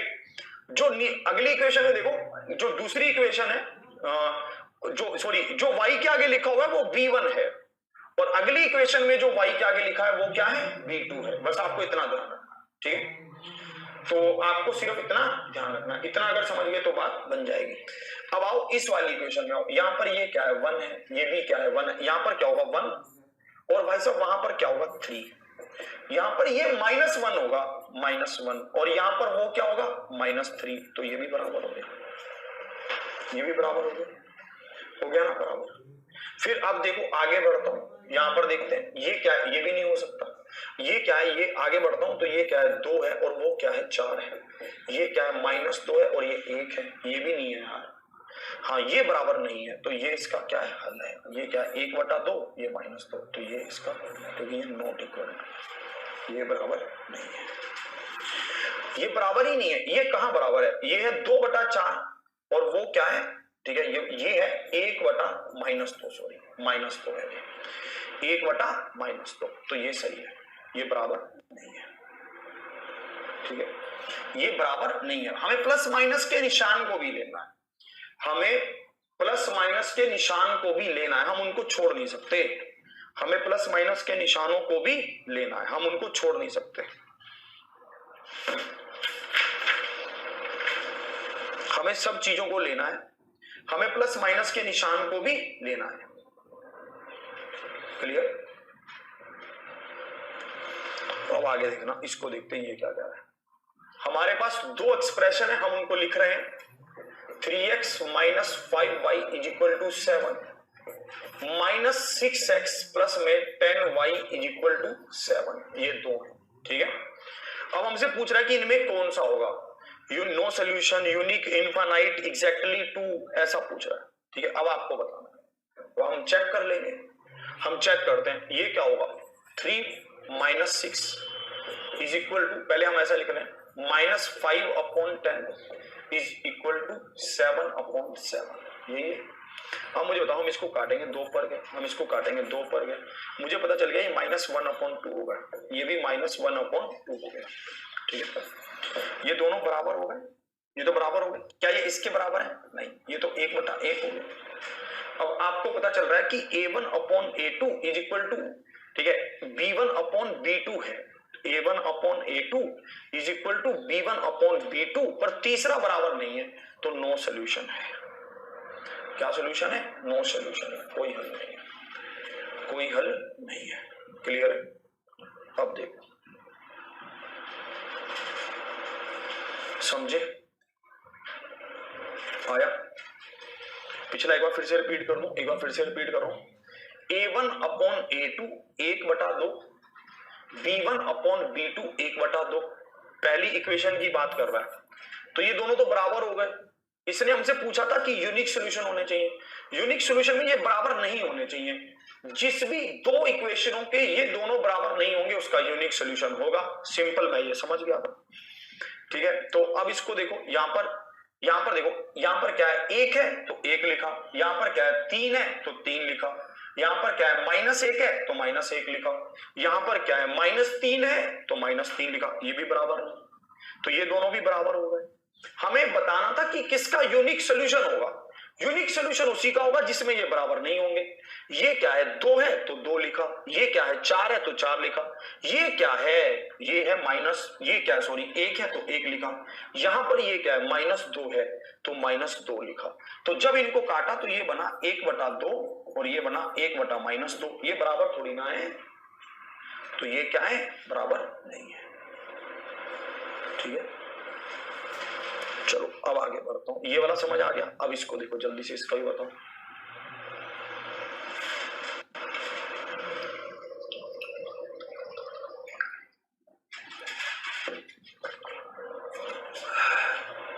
माइनस ऊपर नीचे का कोई फर्क नहीं है, उससे कोई फर्क नहीं पड़ेगा। अरे यार, मान लीजिए 1/2 -1 है, तो भाई साहब इसका मतलब तो -1/2 ही है, या फिर मैं लिखूं 1/2 और नीचे वाले में माइनस है, ये माइनस ऊपर नीचे थोड़ी ना होता है, -1/2 ही तो होता है,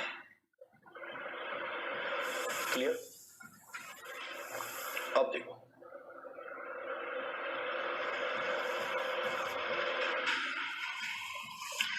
कह रहा है इसका C और C1 और C2 क्यों नहीं लिया, क्योंकि हमें जरूरत ही नहीं है। उसने पूछा यूनिक सॉल्यूशन हमें बताना है, हमें पता था यूनिक सॉल्यूशन तभी हो सकते हैं जब A1/A2 = B1/B2 बराबर नहीं होंगे, हमें ये पता था।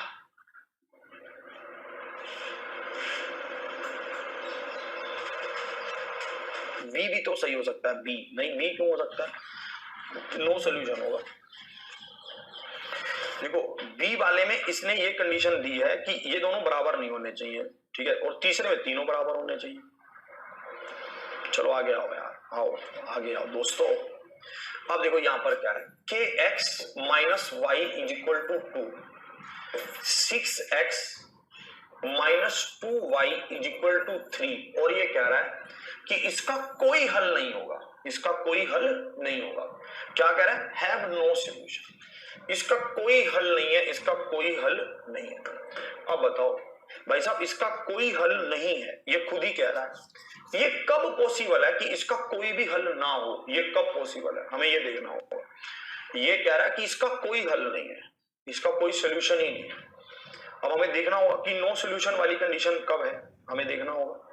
नो सोल्यूशन वाली कंडीशन हमें कहती है कि भाई साहब कि a1 upon a2 is equal to b1 upon b2 हो सकता है।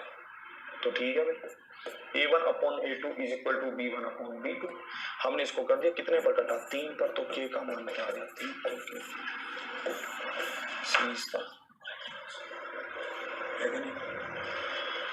क्लियर, अब समझे। यहां पर कह रहा है सर 1/1 कहां से, ये 7 और 7 को काटोगे तो 1/1 ही आएगा, यहां से 1/1, ठीक है। अब समझ रहे हो, इसको नोट कर लो, जल्दी से नोट करो इसको।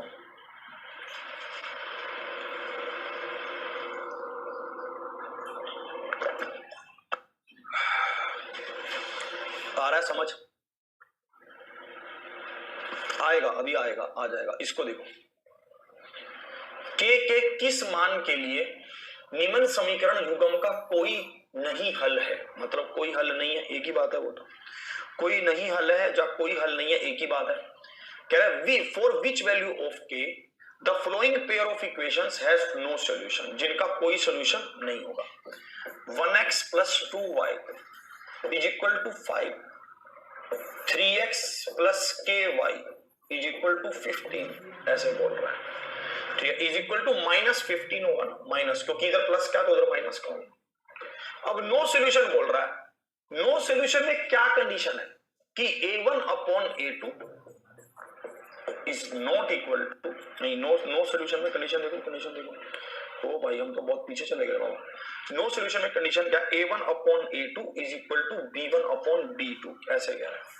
a1 upon a2 is equal to b1 upon b2 करते हैं 1/3 बराबर में 2/k, तो k कितना, 6। तो ऑप्शन बी क्या है, बिल्कुल सही, option B is the right answer. क्यों इतना रहने तो पागल है, पूरा चैप्टर होगा आज। चलिए, option B is the right answer. इसको देखेंगे। अब क्या कह रहा है, के किस मान के लिए निम्न समीकरण युग्म के अनंत हल है, अनंत, क्या कह रहा है, इनफाइनाइट सॉल्यूशन है, अनंत हल है। क्या कह रहा है, अनंत हल है, इनफाइनाइट सॉल्यूशन है। इनफाइनाइट सॉल्यूशन बताइए, इनफाइनाइट सॉल्यूशन कैसे होंगे, आपको क्या बताना है, इनफाइनाइट सॉल्यूशन बताना है कि इनफाइनाइट सॉल्यूशन हो जाएंगे, अनंत हल ये बताना है आपको, अनंत हल आपको बताना है, बताएंगे आप।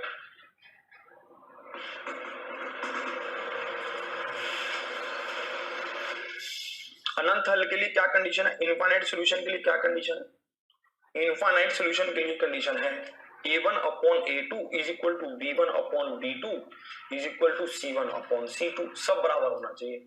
यहां पर क्या था, 2x प्लस में 3y is equal to 5, 4x plus में ky इज इक्वल टू 10, तो ये क्या होगा, 2/4 इज इक्वल टू 3/k, कितने पर गया, 2 पर, तो k क्या होगा, 6। तो option B is the, option B is the. अब आ रहा है समझ, गाड़ी चल रही है, गाड़ी बढ़ रही है आगे, समझ पा रहे हैं आप कि क्या होगा, 6 होगा। जोर लगता है यार चीजों को करने में, पर चीजें हो जाती हैं, जोर तो लगेगा ही यार, अगर जोर नहीं लगेगा तो फिर कोई भी कर लेगा। एक बार चंद्रगुप्त मौर्य, हल आप करते रहेंगे साथ साथ, मैं कहानी भी सुनाऊंगा आपको। एक बार चंद्रगुप्त मौर्य को इश्क हो गया, इश्क, भाई साहब चंद्रगुप्त मौर्य को इश्क हो गया, मोहब्बत हुई, उड़ने लगे चंद्रगुप्त मौर्य आशिकी में, भाई साहब बहुत मजा आने लगा, सपने से में ऐसे लगता है इंसान को इश्क का भी बड़ा अलग ही सरूर होता है भाई। आदमी उड़ता है, उड़ता, आदमी को नहीं पता चलेगा और पर आदमी उड़ता है, ठीक है भाई। चाणक्य को पता चला, गुरुजी थे, चाणक्य गुरुजी को पता चल गया कि भाई लड़का अपना बिगड़ गया है, किसी ने बता दिया। पहले तो चुप चाप करते रहे थोड़े दिन तो, पर जैसे ही उनको पता चला उन्होंने उन्हें बुलाया। उन्होंने कहा, चंद्रगुप्त तेरी आंखों में मुझे कुछ नशा लगता है। तो चंद्रगुप्त जी ने कहा कि गुरुदेव मुझे इस लड़की से प्यार हो गया है, मुझे इस लड़की से प्यार हो गया है। तो चाणक्य जी ने कहा, चाणक्य जी की बातों को सुनना, कि तुम इस प्यार के साथ आगे नहीं बढ़ सकते। तो चंद्रगुप्त ने कहा कि ऐसी जीत भी किस काम की जिसमें कोई हमारे साथी ना हो। चंद्रगुप्त के शब्द सुनिए, क्या यह पॉसिबल नहीं है कि हम इन सब चीजों को भी साथ लेकर आगे चलें? क्या यह सही नहीं रहेगा कि हम इन सब चीजों को भी साथ लेकर चलें? क्या इतना कठिन रास्ता है मेरा? क्या इतना कठिन रास्ते को मैंने चुन लिया है? चंद्रगुप्त मौर्य रोने लगे, बच्चे थे, रोने लगे। तो चाणक्य ने देखेंगे क्या कहा। चाणक्य ने कहा, अगर इतना ही सरल रास्ता होता तो इस दुनिया में हर कोई क्या बन जाता? भारत का सम्राट बन जाता। अगर इतना ही आसान रास्ता होता तो भारत में हर दूसरे घर में चंद्रगुप्त मौर्य जन्म लेता। अगर इतना ही सुख सुविधाएं मिलती, इतना ही मन की करने की इच्छा मिलती, तो भाई साहब हर कोई दूसरा सम्राट बन जाता। सम्राट बनने के लिए बहुत सारी चीजों का त्याग करना होगा। ये सिर्फ लड़ाई ही नहीं है, ये सिर्फ हथियारों से लड़ाई नहीं है, दिमाग से, दिल से, हर तरह से लड़ाई है। तो भाई साहब जैसी ये बातें उन्होंने सुनी, फिर से वो प्रेरित हुए, फिर वो आगे बढ़े। यही हमारे साथ है। ये लड़ाई सिर्फ कलम की या दिमाग की नहीं है, ये बहुत बड़ी लड़ाई है। इमोशंस की, चीजों को कंट्रोल करके रखने की, भावनाओं की। क्या पता आपके घर में कैसे हालात चल रहे हो, आपके घर में आपके पापा आप लड़ते हो, शराब पीते हो, घर का माहौल कैसा हो, पैसे की तंगी हो, फिर लोग कहेंगे सर हम तो गरीब थे, हम थोड़ी ना कुछ कर सकते थे। भाई जब सड़क पे झाड़ू मारने वाला आरएएस क्लियर कर रहा है तो हम यूपी SSC का एग्जाम क्लियर नहीं कर पाएंगे। हम अभी भी उन चीजों से बच रहे हैं, हम उन चीजों को किसी और पर टाल रहे हैं, हम समझ ही नहीं रहे कि हमारा जन्म किस लिए हुआ है। तो भाई साहब कूद जाओ, ये जंग है जिसको क्या होगा, जीतना ही पड़ेगा। चलिए अब इसको देखो।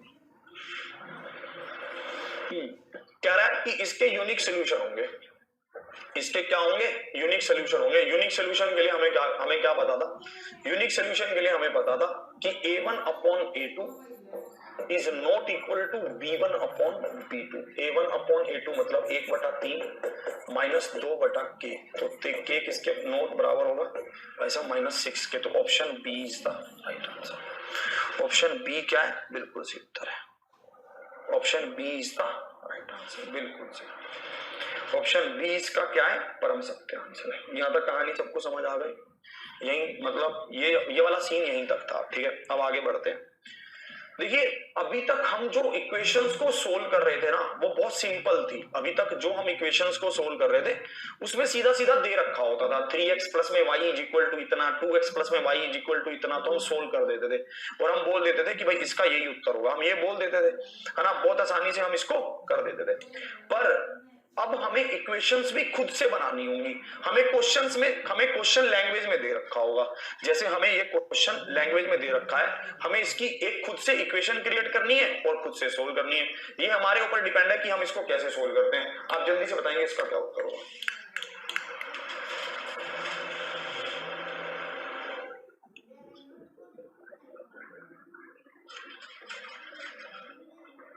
चलिए, अरे नहीं यार, अरे कह रहा आज मैं अपनी पत्नी को तलाक दे दूंगा, तुझे रोटी कौन बना कर देगा? पागल, पढ़ ले, मतलब उसका साथ लेकर पढ़, ठीक है, उसको तंग मत कर, बेवकूफ, पढ़ ले, ध्यान से देखोगे। हम क्या करते हैं, पेंसिल और पेन की बात कर रहे हैं। हम पेंसिल को x मान लेते हैं और पेन को y मान लेते हैं, ठीक है।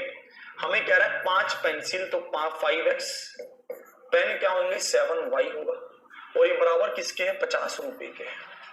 फिर कह रहा है 7 पेंसिल तो 7x और 5 पेन तो 5y बराबर किसके होगा, 46 के होगा। ऐसे कह रहा है, ध्यान से आप देखेंगे, ठीक है, आप देखेंगे, इसको ध्यान से समझेंगे। ये कह रहा है कि 5 पेंसिल और 7 पेन कितने रुपए के, 50 रुपए के। 7 पेंसिल और 5 पेन कितने रुपए के, 46 रुपए के। तो आप यहाँ पर एक बात को बहुत ध्यान से समझेंगे, ठीक है। यहाँ पर आप देखिए, यहाँ पर इक्वेशन कैसी बन रही है, जो वेरिएबल x के पास है वो अगली इक्वेशन में वेरिएबल y के पास है, जो वेरिएबल यहाँ पर y के पास है वो अगली इक्वेशन में वेरिएबल x के पास है। यही तो है, मतलब हमने इसको सोल्व करना अभी सीखा था ना। कैसे सीखा था हमने सोल्व करना, हमने सीखा था कि जब कभी भी ऐसा होगा तो हम इसको जोड़ देंगे। हमने यही सीखा था, हम जोड़ेंगे, हमने इसको जोड़ा, ठीक है। और भाई साहब ये किसके बराबर होगा, 96 के। तो x प्लस में y किसके बराबर होगा, 12 8 96। ये 12 को कॉमन ले रहा हूं तो अंदर क्या बचेगा, 12 को तो कॉमन ले लिया, अंदर बचा 96, तो 12 8 96। तो x प्लस में y क्या आया, 12 आया। फिर हम इसको माइनस करेंगे, मान लीजिए हम इसको माइनस करते हैं, ठीक है। आप तो यहाँ पर माइनस 3x आएगा, माइनस 2x आएगा, प्लस 2y आएगा और बराबर क्या आएगा, 4 आएगा। तो आप 2 कॉमन लेके इसको काटेंगे तो क्या बनेगा, माइनस x प्लस में y प्लस में 2। तो x से x कट गया, y का मान क्या आ गया, 10/2 5 आ गया। अगर y का मान 5 आ गया तो x का मान क्या आ गया, 3 आ गया। तो आपको पता चल गया कि पेंसिल की कीमत क्या है, 3 है, और भाई साहब उसकी पेन की कीमत क्या है, 5 है। तो 3 और 5 आ गया ना, ऑप्शन बी। जो भी आंसर कर रहे हैं 5 और 3 वो गड़बड़ कर रहे हैं, नहीं। अच्छा पेन की पहले पूछिए, तो पेन की पहले बता देंगे, पेन की कितनी है, 5 है। पेन की पहले पूछिए तो सी ही होगा, बी नहीं होगा, सी ही होगा, सी ही होगा, बी नहीं होगा।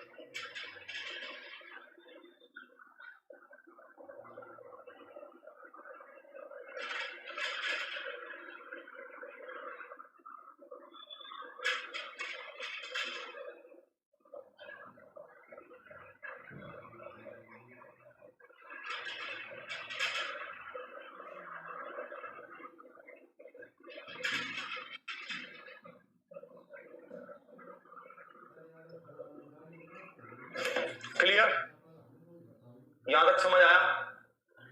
कह रहा 8 में कैसे, 8 कैसे है, 8 हमने 12 से इसको काटा, 12 8 96, यहां से 12 को कॉमन ले लिया।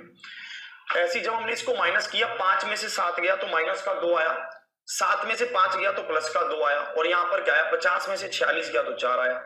2 2 2 सब काटा तो 2 आ गया, 2 इसके बराबर है। इसको सोल्व कर लिया, ये x प्लस में y 8 बन गया, x माइनस x प्लस में y 2 बन गया। इक्वेशन को सोल्व किया तो y 5 आ गया, हमने इसको सोल्व कर लिया। ये समीकरण के मूल ही तो हैं, ये मूल ही तो हैं जो हम ज्ञात कर रहे हैं, ये मूल ही तो है रे बाबा। ठीक है, फिर से समझाऊं, फिर से समझाऊं। मुझे एक बात बताओ, यहां तक समझ आया, यहां तक हमने इनको जोड़ा, ठीक है, एक एक लाइन लिख के समझाता हूं। फिर मुझे यहां तक समझ आ गया कि x प्लस में y 8 होगा, यहां तक समझ आ गया, ठीक है। b नहीं होगा यार, a होगा। तो पेन का पहले रखना है ना प्राइस, पेंसिल का बाद में रखना है। पेन का 5 है, पेंसिल का 3 है ना, पेन का 5 है, पेन को पहले रखना है सर प्राइस। अब मुझे बताओ, अब हम क्या करेंगे, इसको माइनस कर लेंगे। माइनस कैसे होगा, 5x plus 5y 7y minus 7x minus 5y, और यहाँ पर क्या है 46। पहले तो इसको जोड़ रहे हैं, जोड़ ही रहे हैं पहले तो, ठीक है। अब देखना यहाँ पर ये क्या होगा, माइनस 2y, यार यहाँ पर दिखेगा नहीं, फिर इसको अगले पन्ने पर कर दूं, यहाँ कर दूं, चलो यहाँ कर देता हूँ आधा, ठीक है, यहाँ पर कर देता हूँ आधा। फिर और तो क्या ही है, यहाँ पर क्या है 5x plus 7y is equal to 50, और यहाँ पर है 7x plus 5y is equal to 46 is equal to 46। Minus करो, जैसे मैं माइनस करूंगा यहाँ क्या बनेगा, -2x plus 2y is equal to 4। ठीक है, तो -x प्लस में y क्या बनेगा, 2 बनेगा। समझे? तो अब देखना हमारे पास दो इक्वेशन बन गई, x प्लस में y क्या बन गई 8 और -x प्लस में y क्या बन गई 2। x प्लस में y क्या बन गई 8, -x प्लस में y क्या बन गई 2। हम इसको सोल्व करेंगे तो ये गया, तो y क्या होगा 2y क्या होगा 10, तो y क्या होगा 10 बटा में 2, 5 होगा। अब वैल्यू को यहाँ पुट करेंगे, x प्लस में y कितना था 8 था, हमने यहाँ वैल्यू को पुट किया 5, तो x का मान क्या आ गया 3, x का मान क्या आ गया 3 आ गया। पेन का 3 आ रहा है क्या? अरे यार पेन तो महंगे होते हैं यार, पेन कैसे 3 आ जाएगा, पेन का नहीं 3 आ रहा। y का मान देखो कितना आ रहा है, y का मान 5 आ रहा है, और y क्या है, y पेन है, पेंसिल का मान 3 आ रहा है। बावले पागल बना रहा है, x पेंसिल था y पेन था, हाँ तो y का मान 5 ही तो आया, पागल ध्यान से बता।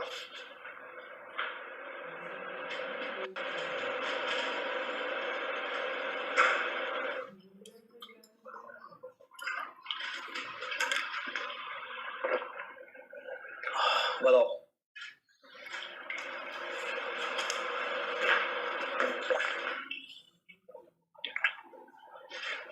ऑप्शन से करने पर भी आ जाएगा, अभी है यार।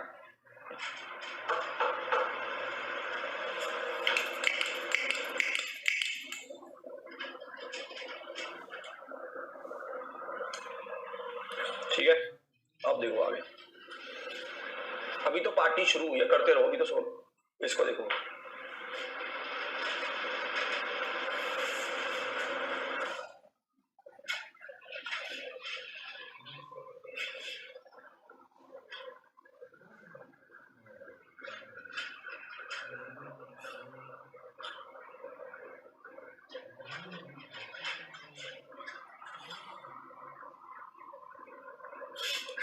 कह रहा सर गोली मार दो इसको। गोली क्यों मार दें भाई, हम किसी की माँ का बेटा है भाई, हम क्यों गोली मार दें यार। ठीक है भाई, बहुत प्यारा बच्चा है, थोड़ा समझ नहीं पा रहा है तो क्या समझ जाएगा। अब यार ये तो सिंपल सॉल्व है, इसमें कुछ नहीं, इसको कर दो सॉल्व जल्दी से।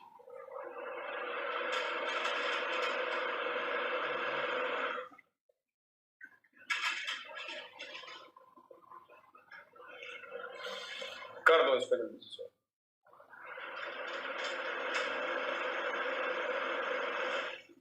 कह रहा x का 3 कैसे आया, कह रहा x का 3 कैसे आया। हमने y के मान को 5 रखा तो x का मान क्या होगा, 8 में से 5 गया 3 आएगा। हमने x के मान y के मान को 5 रखा तो 8 में से 5 गया, तो x का मान क्या आएगा 3 ही आएगा। इसको देखेंगे,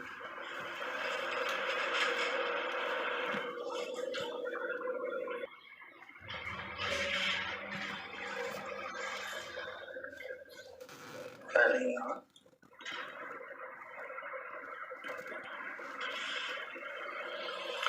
बिल्कुल, इसको आप खुद करेंगे। मान लीजिए आप इसको सोल्व कर दें तो आप इसको खुद ही करेंगे। ठीक है, इसको आगे बढ़ता हूं, इसको देखेंगे। 4 कुर्सियों और 3 मेज, ये तो हमने कर लिया। ठीक है, 4 कुर्सियों और 3 मेज, इसको भी आप खुद करेंगे। इसको देखते हैं ये क्या कह रहा है, उन दोनों को आप खुद करेंगे। ठीक है, वो आप मैंने आपके लिए छोड़ दिया। इसको देखेंगे, इसमें क्या कह रहा है।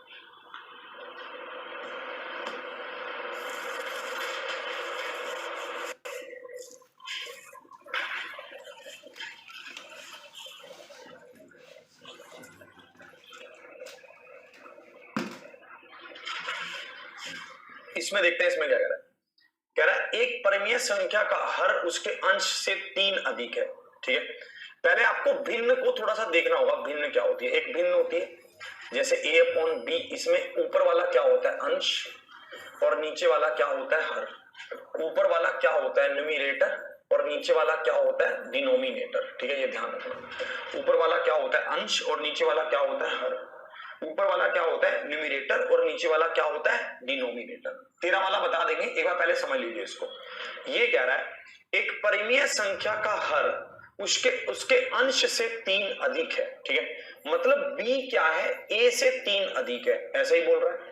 कह रहा है यदि अंश में 7 की वृद्धि होती है और हर में 1 की कमी, यदि अंश में 7 की वृद्धि होती है और हर में 1 की कमी, ठीक है, तो ये संख्या हो जाती है 3/2, यही होगी। कह रहा है ध्यान से देखो, मैंने अंश को मान लिया a और हर को मान लिया b, न्यूमरेटर को मान लिया a और डिनोमिनेटर को मान लिया b।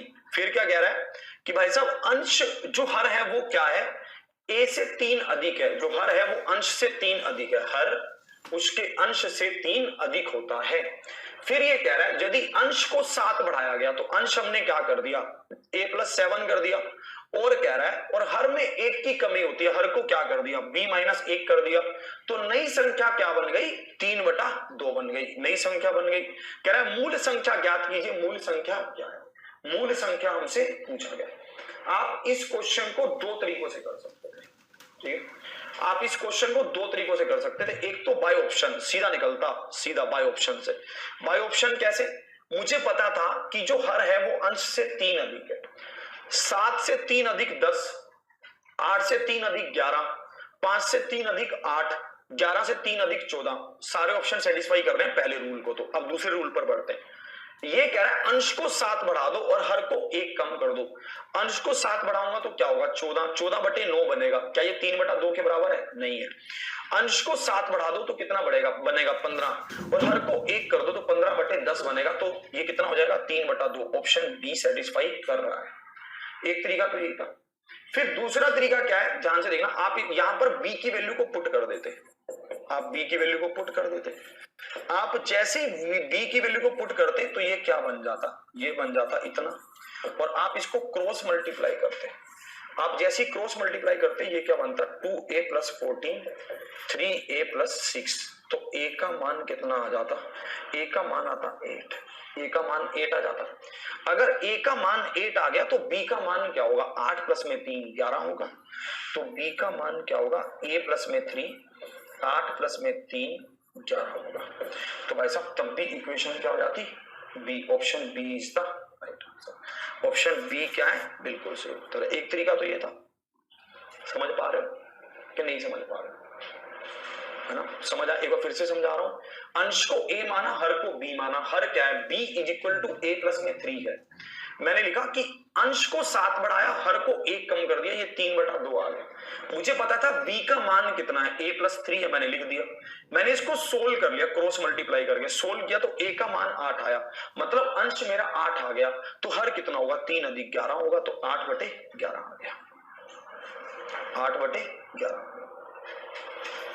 पहले ये समझ आया, पहले ये बताओ, ये वाला तरीका समझ आया, फिर दूसरा तरीका बताऊंगा। पहले ये समझ आ गया, पहले ये वाला बताओ, ये वाला समझ आ गया, पहले इसका बताओ।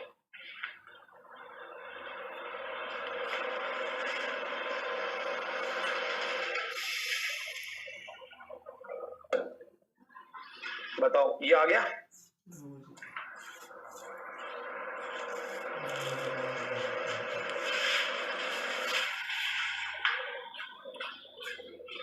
ये आया, अरे वो भी बताएंगे, पहले इसका बताओ।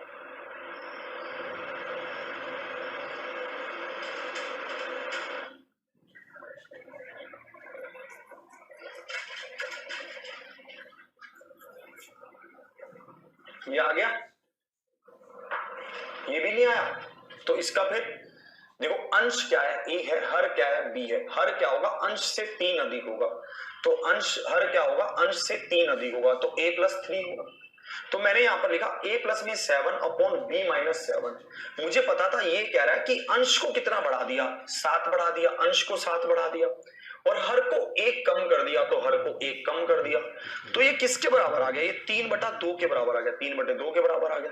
मुझे पता था हर कितना है, a+3 है, मैंने वैल्यू को पुट कर दिया, a+3, तो ये क्या बना, a+7, ये क्या बना, a+2, और बराबर किसके, 3/2 के। हमने दोनों को सोल्व कर लिया, तो a का मान क्या है, 8, और b का मान क्या है, 11, और हमने लिख दिया। अब बताओ क्या समझ नहीं आया, इसमें क्या समझ नहीं आया, अब ये बताओ। इसमें हाँ शॉर्ट बताएंगे, पहले इसको तो समझ लो, शॉर्ट भी बता देंगे, कोई भाग थोड़ी ना रहा हूं मैं यार, मैं भी शॉर्ट भी बताऊंगा यार, पहले इसको तो समझ लो, नोट कर लो, इसको हटाऊंगा फिर यहां से, ठीक है, इसको हटा दूंगा, इसलिए पूछ रहा हूं, ये आ गया ना, इसलिए इसको हटाऊंगा,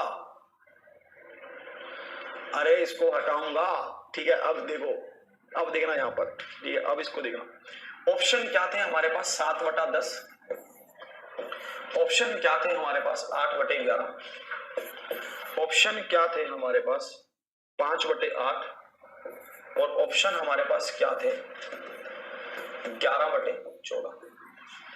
सबसे पहली कंडीशन क्या थी, ठीक है, ठीक है, कह रहा बी का मान समझ नहीं आया, देखो इसने खुद ही तो लिखा था कि बी का मान ए से 3 अधिक है, ए का मान अगर 8 है तो बी का मान क्या होगा, 11, ठीक है भाई साहब, बी का मान क्या होगा, ए का मान अगर 8 है तो बी का मान क्या होगा, 11 होगा, 3 अधिक ही तो है। अब देखो इसने पहली कंडीशन क्या दी थी कि अंश जो है, सॉरी जो हर है वो अंश से 3 अधिक है, तो हर क्या है, 7 से 3 अधिक कितना, 10, 7 का 3 अधिक कितना होगा, 10 होगा, ठीक है, तो भाई साहब ठीक है, 7 का 3 अधिक, तो हमारे पास 2 इक्वेशंस बनेंगी। उम्मीद करता हूं कि क्वाड्रेटिक इक्वेशन को आपको सोल्व करना आता होगा।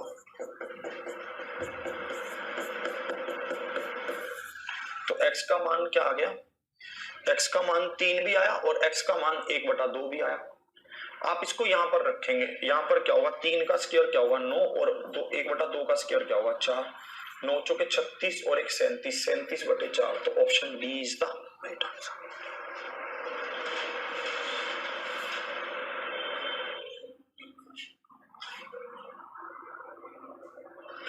करता हूं, उसको भी करेंगे, पहले इसको देख लो एक बार।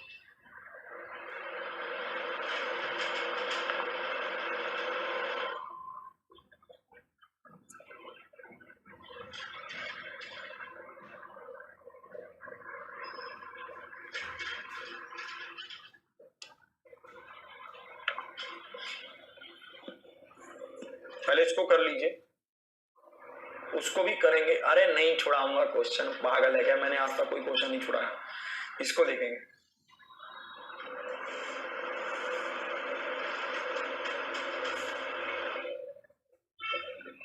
इसको कर लोगे, आपके पास 2 फैक्टर आ गए, ठीक है, ये दोनों इसके क्या है, मूल हैं, ये दोनों इसके फैक्टर हैं। अब हमें पता है कि एक का मान क्या है, P है, एक का Q है, आपको दोनों का स्क्वायर करना है। 3 का स्क्वायर करोगे 9 और भाई साहब 1/2 का स्क्वायर करोगे 1/4, तो जोड़ क्या आएगा 37/4। अब इस क्वेश्चन पर आओ भाई साहब, ये भी एक क्वाड्रेटिक इक्वेशन का क्वेश्चन है, ये भी क्या है, एक क्वाड्रेटिक इक्वेशन का क्वेश्चन है। आपको यहां पर क्या लेना है, एलसीएम लेना है। आप जैसे इसका एलसीएम लेंगे, ये क्या बनेगा, x प्लस में 4 और ये क्या बनेगा, x माइनस में 7, ऊपर क्या आएगा, x माइनस में 7 और माइनस में क्या आएगा, x प्लस में 4 और बराबर क्या होगा 11/30, यही होगा। अब आप अगर इसको सोल्व करते तो आप कैसा लिखते, x minus 11 minus x minus 4 और यहाँ पर क्या लिखते, x प्लस में 4 और यहाँ क्या लिखते, x माइनस में 7 बराबर क्या करते, 11/30 करते। आप यहाँ पर देखते x से x कटेगा तो बराबर किसके आएगा, -7 और 4 11/x प्लस में 4 minus x into x minus में 7 बराबर 11/30, इसके बराबर है। अब आपको क्या करना है, अब आपको यहाँ पर x, ये दोनों x की ही वैल्यू हैं, आपको ये चेक करना है कि इन दोनों वैल्यू को रखने से 11/30 आना चाहिए। ये कहां आ रहा है, मान लो मैं 1 रख रहा हूं तो ये क्या बनेगा 5 और ये क्या बनेगा माइनस से 5 के 30 बन रहा है, माइनस और माइनस प्लस भी बन जाएगा। मैं 2 रखता हूं, 2 और 4 6 और ये भी क्या बनेगा -5, तो 5 के 30 माइनस और माइनस भी प्लस हो जाएगा, तो option A is the right answer. ऐसे कह रहा है, option A is the right answer. ये दोनों यहां पर क्या है, x की वैल्यू है, क्योंकि अगर आप इन दोनों को गुना करेंगे तो ये क्वाड्रेटिक इक्वेशन बनेगा। तो अगर क्वाड्रेटिक इक्वेशन बनेगा तो x के 2 मान आएंगे। तो मुझे पता है कि ये दोनों x की वैल्यू हैं, मुझे इन दोनों को पुट करके यहां पर 11/30 आना चाहिए। तो ये दोनों को पुट करके 11/30 कहां आ रहा है, a में आ रहा है। मान लीजिए मैं यहां पर 1 पुट करता हूं तो ये 5 बनेगा, मैं यहां पर 1 पुट करता हूं तो ये -6 बनेगा। 5 गुना में -6 -30, माइनस से माइनस कटेगा प्लस, तो 11/30 होगा। मैं अगर 2 पुट करता हूं तो 4 और 2 6, तो 2 में से 7 गया तो -5, 4 और 6 और -5 30, तो -30, माइनस से माइनस कटेगा फिर प्लस। तो इस तरह से ये मुझे पता चल जाएगा कि option A is the right answer. Option A क्या है, बिल्कुल सही। चलिए, उम्मीद करता हूं कि आपको सेशंस बेहतर लग रहे होंगे, ठीक है। ये सिलेबस में नहीं है, जो लास्ट के ये 2 क्वेश्चन आपको करवाए ये नहीं है आपके सिलेबस में, ये क्वाड्रेटिक इक्वेशन है। आप हो सकता है ऐसा पूछ ले, पर हम फिर भी इसको लेकर चल रहे हैं, ठीक है। चलिए, उम्मीद करता हूं कि आपको सब समझ आ रहा होगा और आप सेशन को एक बार रिपीट जरूर कर लेंगे। कल आपकी रीजनिंग की क्लास होगी, अब आपकी लगातार रीजनिंग की क्लास चलेगी। अब मैं आपको मिलूंगा सैटरडे तक, अगले शनिवार आपको मिलूंगा। एक हफ्ता अब आपकी क्या चलेंगी, रीजनिंग की क्लासेस चलेंगी, ठीक है। अब मैं आपको इसके तुरंत बाद फिर हम वहां पर एवरेज और जो भी आपके जो 2 चैप्टर्स बचे हैं, एवरेज बचा है, एक दशमलव, भिन्न और पूर्ण संख्या, उसको पढ़ेंगे, ठीक है। तो मतलब मुझे अब तकरीबन 4 से 5 क्लास और चाहिए तो आपका सिलेबस हो जाएगा। 5 क्लास मेरे लिए इनफ है, ठीक है। 5 क्लास मुझे चाहिए, तो आपको उम्मीद करता हूँ कि समझ आ रहा है, ठीक है। पढ़ते रहिए, हंसते रहिए, मुस्कुराते रहिए। हाँ, सुबह मैं आपके लिए एक सेशन ले ही रहा हूँ, सुबह 8 बजे आना मत भूला करो। सुबह उस सेशन में जरूर आया करो, सुबह 8 बजे। वो सेशन आपके लिए बहुत इंपॉर्टेंट है, उस सेशन में आपको जरूर आना है। सुबह 8 बजे उस सेशन में जरूर आइए, ठीक है। वो बेहतरीन सेशन है आपके लिए, ठीक है। ये पूरा हो चुका है। अब आपके पास 2 जो एवरेज बचा है और 2 वो टॉपिक बचे हैं, उनको हम करवा देंगे जल्द से जल्द आपको, ठीक है। चलिए, तो फिर मिलता हूं मैं आपसे। उम्मीद करता हूं कि आप खुश होंगे, आपको क्लास लेकर अच्छा लग रहा होगा, आप बेहतरीन महसूस कर रहे होंगे। मुझे मिलने के लिए सुबह 8 बजे डेली आते रहा करिए सुपर 30 में, मुझे भी आपका इंतजार रहेगा, ठीक है। आज के इस सेशन को यहीं तक, रिपीट जरूर कर लेना इस सेशन को, इसको रिपीट जरूर कर लेना, 1-2 बार इसको अच्छे से देख लेना और समझ आ जाएगा। जय हिंद, जय भारत।